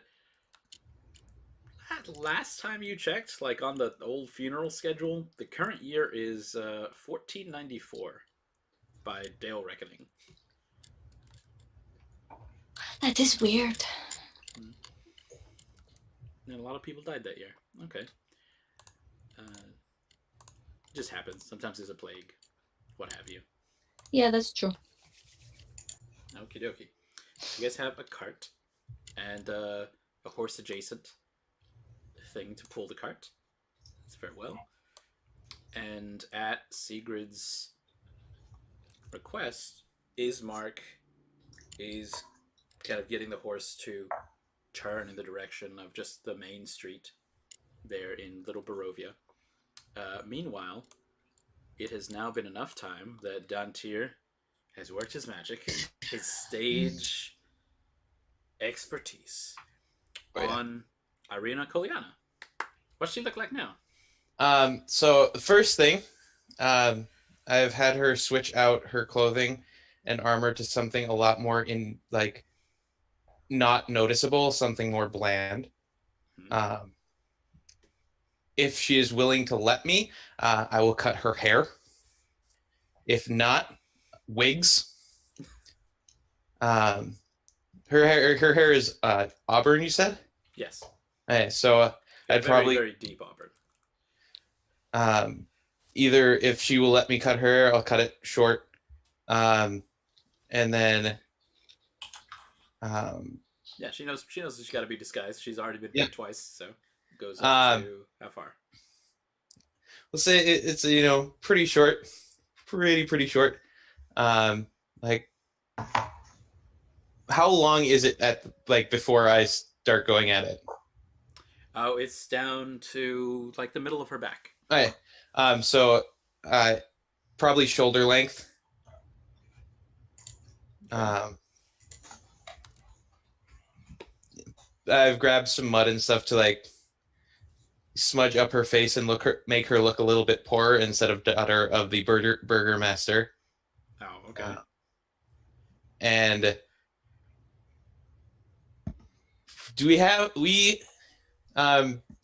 was Dantiir aware of the stuff that Annika gave Segrid in that bag? The ridiculousness? No. Okay, cool. But yeah, just like everybody can see that you've dressed her in kind of a simpler dress. I think it would have been taken out of part of the disguise kit, part of spare clothes that Dantiir has. And then cloak with, the biggest cloak that we actually, no, I've still got my winter woman's coat. I will lend that to her. Okay. So she is now wearing this horribly garish, winter coat, but it seems to fit her better than it did you. Not surprised. But yeah, just enough to make it look noticeably different and not, as best as I can, make her look not like Ireena. Okay. So she's dirtied up her face, her hair's certainly cut up. Anything else that you all get to see what efforts the Dantiir is making here? Anything else that you want to contribute? You look at her and she's got shorter hair. She's not wearing armor anymore. They've tucked it underneath the sacks of oats.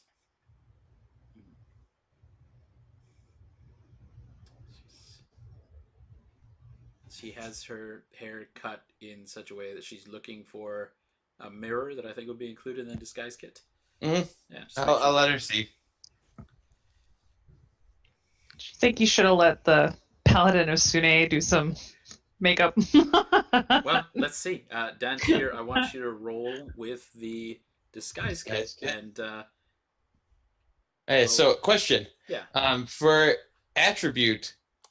Let's go with wisdom. Okay, not charisma. No. Hey. You gotta know how to cut. Gotta know how to style. 13. You can tell her she looks great all you want. Okay, 13 is pretty good. She definitely has a difference to her look. She definitely looks more dour than she did before. You can't take that sparkle out of her eyes, but with the haircut in such a way, she at least looks a little more peasant-like. Mm-hmm. She is looking at her hair and touching it to the side and kind of shrugs. She hands back over the mirror. And then she kind of is patting at her sides. I don't feel very good without my sword. How about a dagger instead? She'll sigh, but she'll take the dagger. And I'll give her one of my silver daggers. Nice. Okay, she tucks that in right here. Just there are no pockets on this dress. It's one of those things. There should be pockets on this dress. They never do. Okay.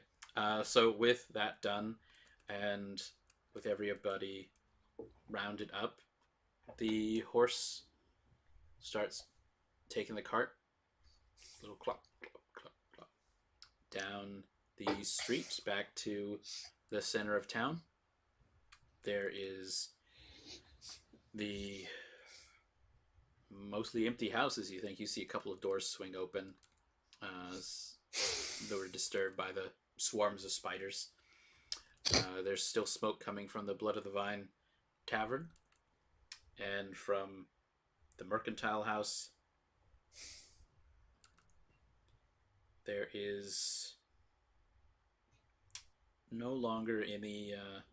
The only other person you had seen on the street was that old lady who had been selling pies or something out of her little food cart. She's still there? No.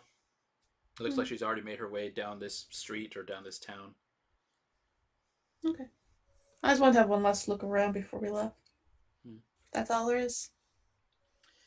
The damage from the spiders looks minimal. There's a couple of houses that look demolished from the east side of town, but that might have been from before you got here even. There's... roll me a perception check then, Segrid.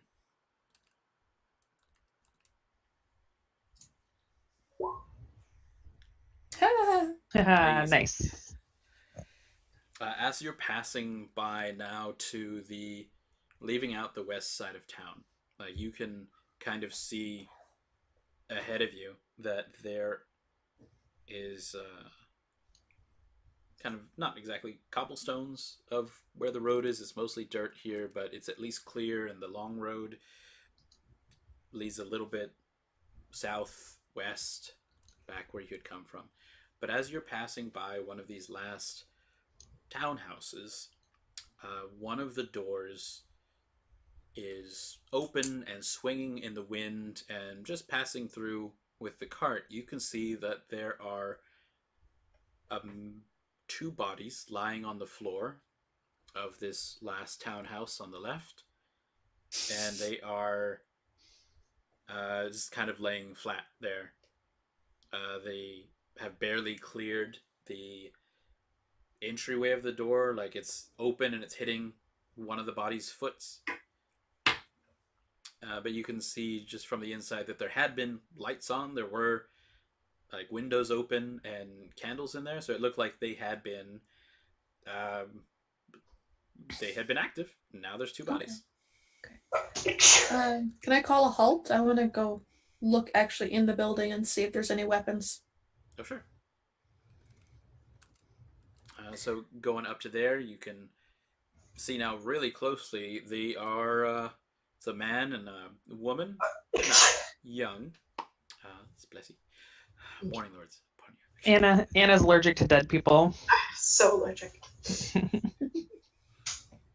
That's why she's in the business of Sunni and not Kellenvor. All right. These two people laying on the floor, they're breathing, and they've got smiles on their faces. They are unconscious, but it looks like they're in a really nice state. And from, like, near their hands, there are almost crumbs. And they're on, I guess, their sitting room table, where these two little plates where there's similar crumbs to that. And even as you walk in and step near them and have noticed, it's like, oh, they're breathing, they're alive, they're asleep. But the inside of this house looks kind of bare bones. There's not even any books here in the front. There's kind of a rug. It looks like it was woven out of hemp or otherwise. There's definitely a bedroom. There's two bedrooms, actually. One has, larger master bed, and then there's a smaller bedroom off to the side, and that one looks like it has like a smaller bed, half the size of an adult bed. And in here there is a little candlelight on a small table. The candle's off, and like on the floor there is a little toy wolf made of stuffing. But no sign of kid? No, there's no kid. There's no kid asleep in here. I'm gonna go stick my head out the door and call for Tor to come have a look. This is kind of weird. Okay, yeah, I will hop down and... Well, I probably wouldn't have been on the cart. I would have been walking next to the cart because that horse looks really bad. Yeah. I'm not going to add weight to that cart. The cart only has two wheels. It's not even like a stable cart. Yeah. So that's probably for the best. It's not like the horse is going very fast anyway. Okay, so you've come down. Same description as before. It's a house. There's two very delightfully dreaming persons in the living room. Little kids' room, washroom, kitchen, and that's about it. this town. Does it look like magically induced sleep? I would Yes, need an Arcana yeah. check. Alrighty, let's do this. Kind of toe one with my boot. The man with my boot. I have no Reaction. idea. Hit him a bit harder. I don't do magic. I know God stuff. You shout, it's like, hey, is this magic? Someone Segrid, tell me. when you tap him with the boot, the man almost just responds slightly to it, like and you see him just make this noise. Like, he You doesn't said there's... wake. They have pastries in their hand or something? You had crumbs or... Yeah, like stuff? if they ate a muffin, it's about that much left over. This is very strange. Have you seen anything like this before? No.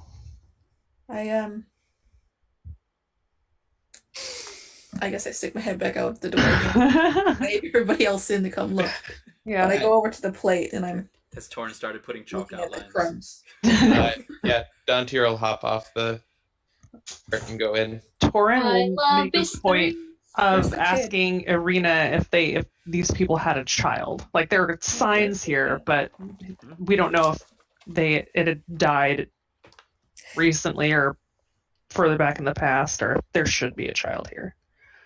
And Ireena and her brother absolutely know that yes, these were the Mardikovas, and it's like, this is Alec and his wife Clavdia, and they should have little Falcon where their Ireena will look. It's like, he's small child, maybe he's hiding, and she'll kind of go to the washroom and like pull back a curtain from kind of the courtesy sink, and Ismark will kind of like go into the kitchen and open kind of the pantry doors, say like, Falcon,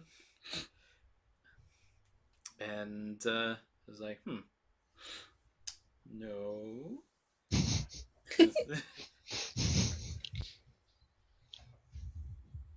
I say, kid's not here. I would like to check and see if this is magical. Give me an Arcana. No. So I it's rolled a not 4. something that you're familiar with. Like you don't sense any external forces at work. It might have been something that was done to them, but they're just sleeping now. You don't know- Whatever is wrong with them, they seem to be having a great time. Yeah, they seem pretty happy. But Yeah. they also seem to be missing a child. There's Oh. crumbs everywhere. Is that what did the sleeping to them, or like, I pick up a crumb and smell it and Don't eat that. Oh, give me a survival check, Segrid. Oh I'm no! smelling- That's just, figuring out from the things that you've smelled, mushrooms and stuff. Out in the Man, we are so Yes, observant. You accidentally inhale it. You're like, No problem. It's just one of those things. I'll put it down. Yeah, it does seem to be like it has that smell of sugar and of freshly made sugar. Even off of your fingers, just from holding it, there's a bit of powder. ooh, was this the way that we saw that I saw Segrid and I saw that lady calling for pastries? Oh yeah, the pastry missus. Yes, definitely. This would have been down the direction that she was going. You were in the middle of town, and she had been going all the way down this line. So definitely there had been a little old lady, and she had been pushing a little food cart. What did she call them again? I forget. What do I have to roll for Toren's memory? She would have been calling them out as dream pastries. Yeah, Huh. like it happened 2 hours ago. It's fine. Okay. Well, Toren couldn't even remember Dory's name, so he's under a lot of stress. New things are hard. Ezra's not even Ezra, he's just the kid. You. Dantiir's little brother. So far as you know. Okay, so yeah. Lady had been calling out for dream pastries, selling them out, 1 gold apiece, is what Segrid and Toren had both heard. That's a lot. That's a load, yeah. That is a lot. I wouldn't think that they had enough for more than one. Like 1 gold would literally be enough to stay at an inn for about a week. This is like if you were getting some Ferrero Rocher made of solid gold, trading it for a gold piece. I look at Ireena and Ismark. Have you heard of this stuff before? Like this? Is this could the pastry she was selling do this? This dream and they're sleeping. Makes sense. We mostly had cooks for ourselves, and we sent most of the staff away from the village.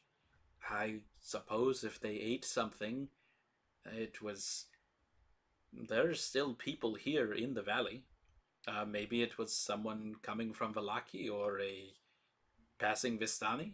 They sometimes do trundle through with their wagons and exotic dishes.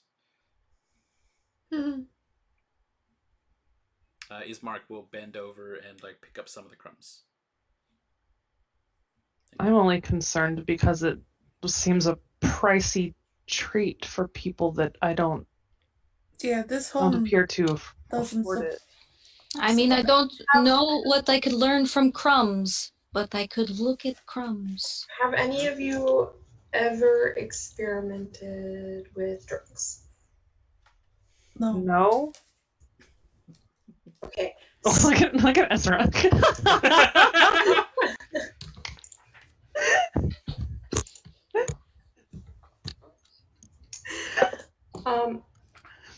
Maybe. So Ismark I wouldn't be takes a surprised few if of them. that's kind of what this is, because if it's really expensive but they really wanted it, Mhm. maybe they were addicted to it. Do you know where this pastry lady lives? Ireena, Ismark, anyone? They are pretty sure that the only ones who should have had like a kitchen running are the Eric over at the Blood of the Vine Tavern, and he just knows how to make eggs.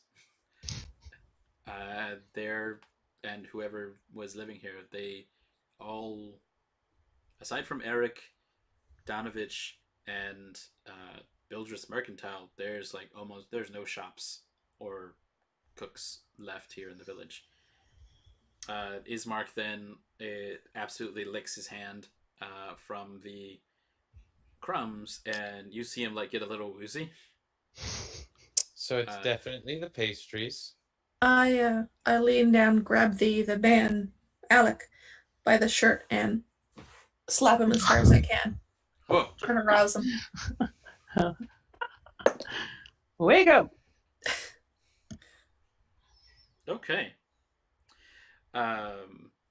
He absolutely wakes up, and there's this great smile that is on his face, even as there's like a red blush coming fresh to his cheeks. And then that smile kind of slowly fades, and it's like, ah. He's looking at where Segrid is holding onto his collar. Who are you? Where is your... I shake him a little. Say, where is your child? Child? And he'll look to his left at where his wife is laying there on the floor, and he'll look around to see where quite a bit of people are in his house. And Ireena and Ismark there as well. He died. And Ireena will say, like, oh, that's... Well, I'm so sorry. We were gone in the mist. Ismark, these are our citizens. These are our townsfolk. Should we really just run and be saving ourselves? And Ismark is having a little bit of an argument, saying like they already told everybody to get out. So they can tell him again. Alec is trying to get out of your grip, Segrid. Yeah, I just drop him roughly. Okay. Oof. Just, Like a sec. it's time to move on. He kind of moves over close to where his wife's hands are on the floor, and with no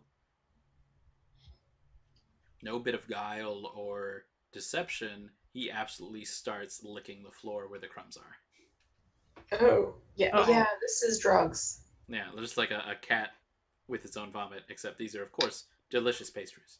When did your child die? Ages ago. And he's licking. So it's more like, ages ago. Oh no. Can I insight check that? Absolutely. 30-20.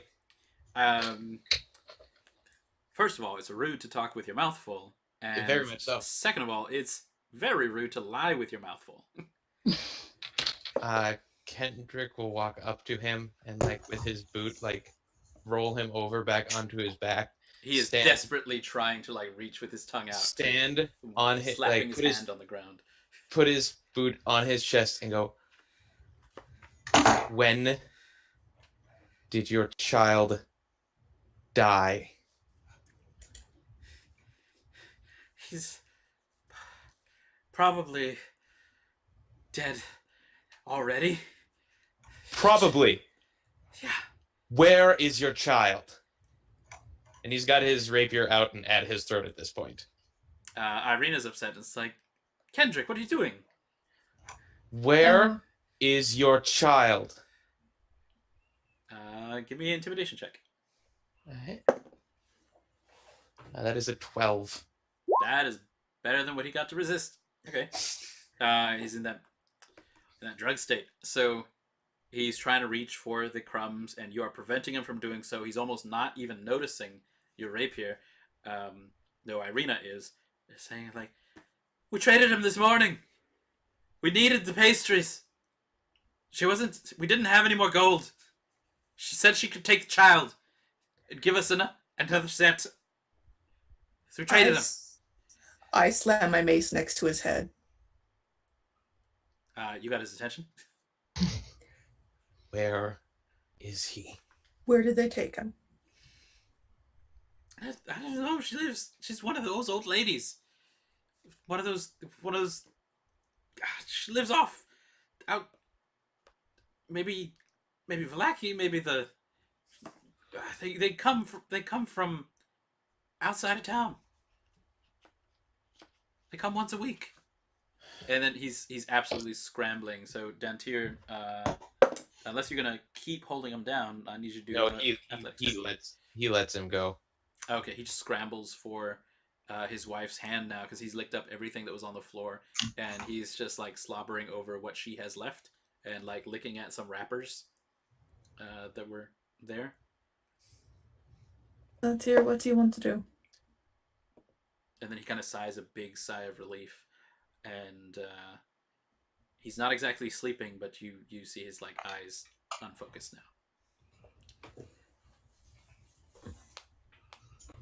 And Dantiir will turn and walk out the door.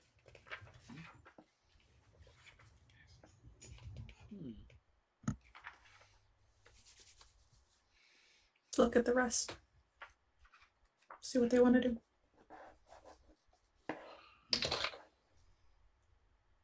So, everybody was in there. It was very apparent. This guy traded away his child for some pastries. Do we know if the general direction of where the old lady was going is on the way to Vallaki? I mean, we only saw her walking down a street in the town. We didn't see where she came from. True, but Anna, you would have come in from east of the village of Barovia, so you would know that there wasn't really anything that way other than a large gate. So technically, any direction she goes, would be on the way to Vallaki. We can keep a lookout, I suppose. Yeah.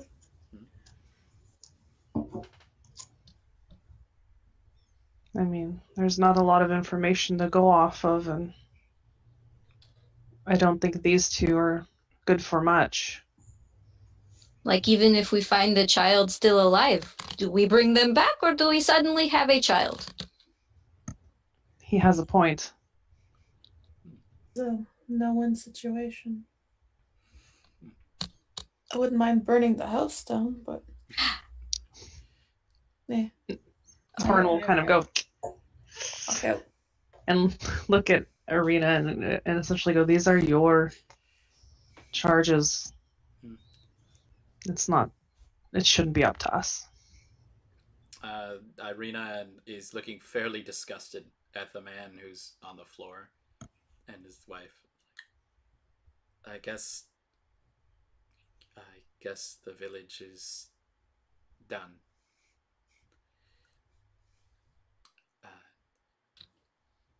Do you think we could find the child?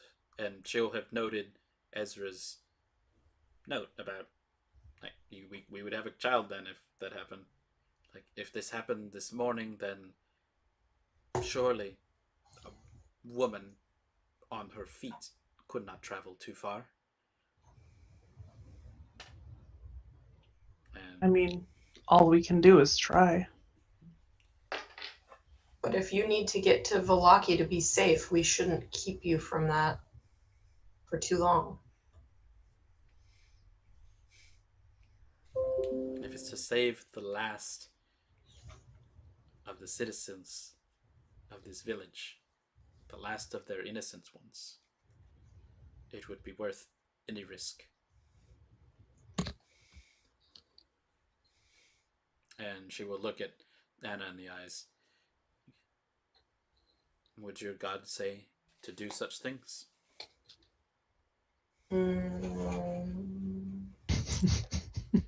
Hang on a second.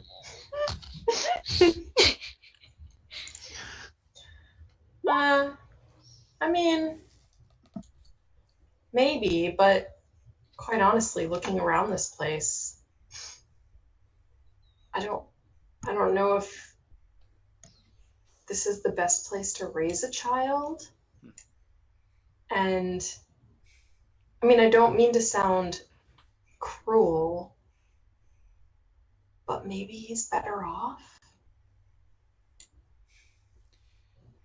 She lets out this like long exhale from her nose and is trying to,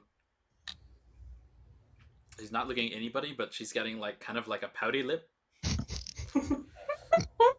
And her hands at her side are turning into very tight fists. And she looks to Segrid and says, I would like to find this woman, and we, if the child is unharmed, will take the child to St. Andra's church in Vallaki. If I am to be safe there, then the children of Barovia will be safe with me. Will you help me?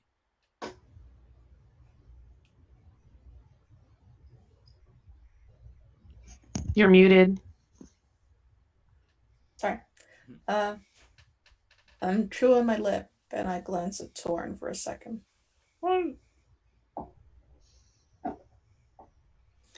If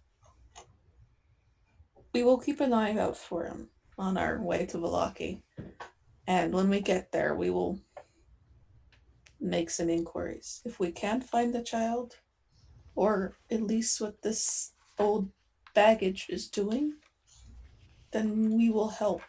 But I don't know what we can do from here right now. But we will keep an eye out. She will Anything? kind of pat to your shoulder, Segrid. Like, you are good.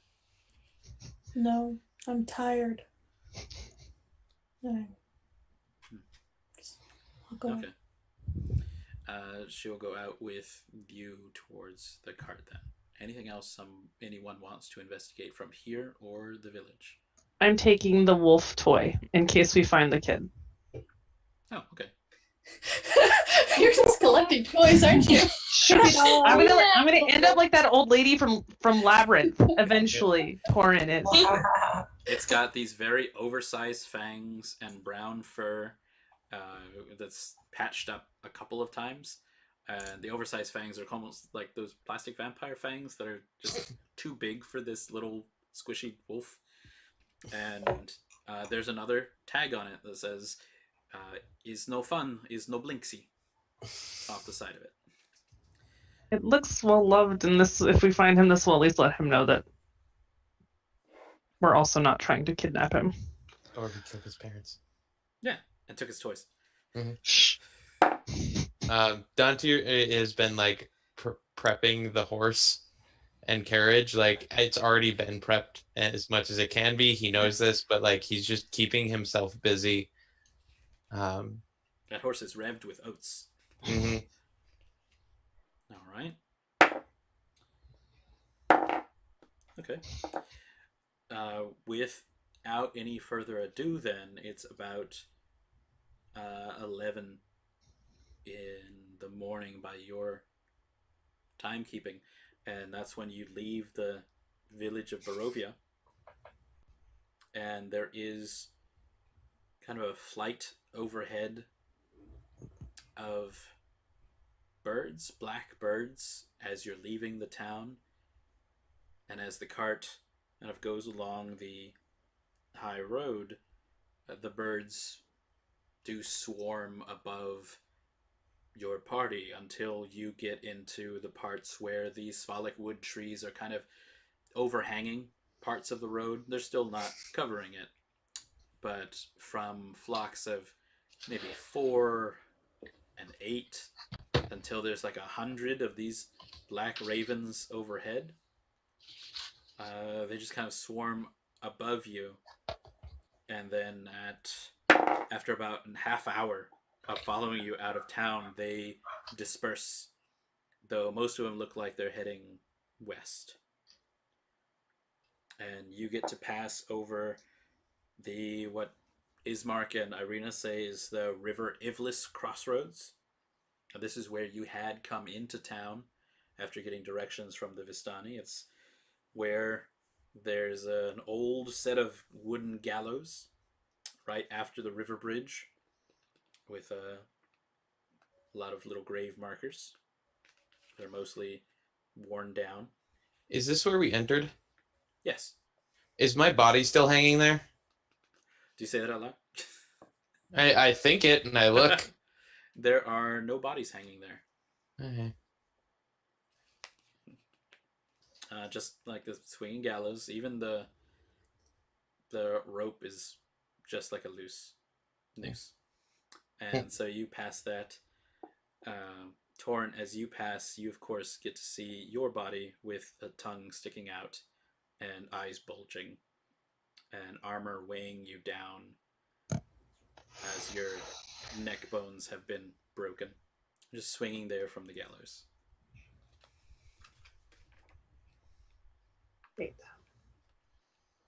On our travel, Dantiir will mention that Strahd tried to get into the church, and he will mention that he wore the guise of their father. You wait until now to mention this?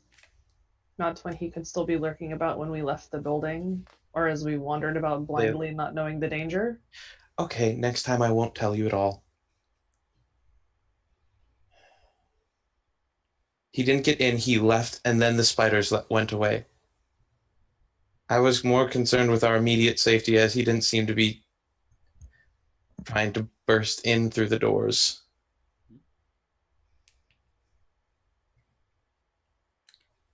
Dantiir, roll me a d20. Okay.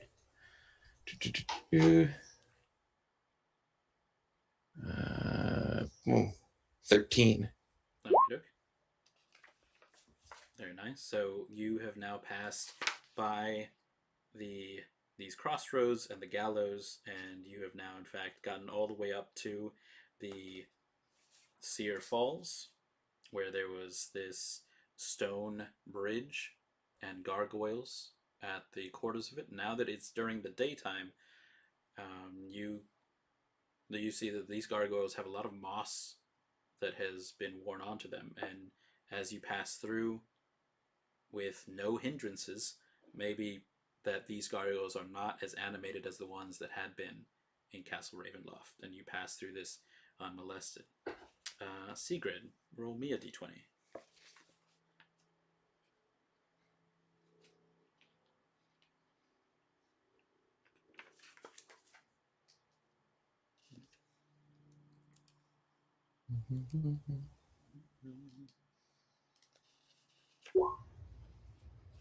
Nice.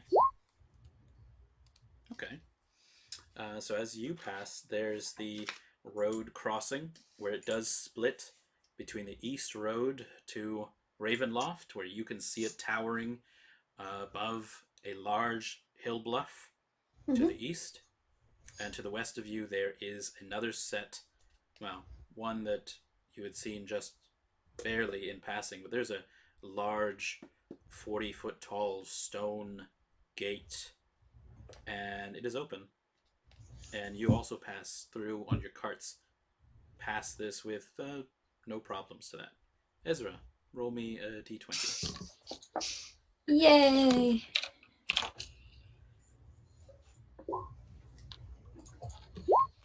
Two. Nice.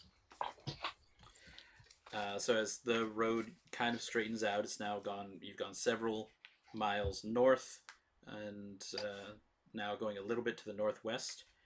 There is ahead of you to the west, just a set of obelisk-like stones, just kind of standing up in the middle of a field. They're very similar to the ones that you had found. No, you would not have seen this. They're very 5 similar looking stones, all standing up in kind of a circle, arranged together. Almost like as if there were 5 fingers sticking straight up from the earth and pointing towards the sky. And beyond them, there is a windmill. And that's where we're going to go ahead and pause for tonight. It's about good session time. Yes. Yeah. There's only the barest hint of a little old lady with a squeaky wheeled cart making her way past the 5 stones and to the windmill. So, Hey guys, we found the thing. The thing. there's hardly any pies left on her cart. Just enough. But that's our session for tonight. We will be seeing y'all hopefully at our next session next week. Yes. Same Strahd time, same bat channel. Less or more spiders, who knows? Hopefully less. I mean, you never know in Barovia. You never know. It's just always happy, fun times in Barovia. All right. Well, we'll be seeing y'all. Had a good time. Bye. Bye.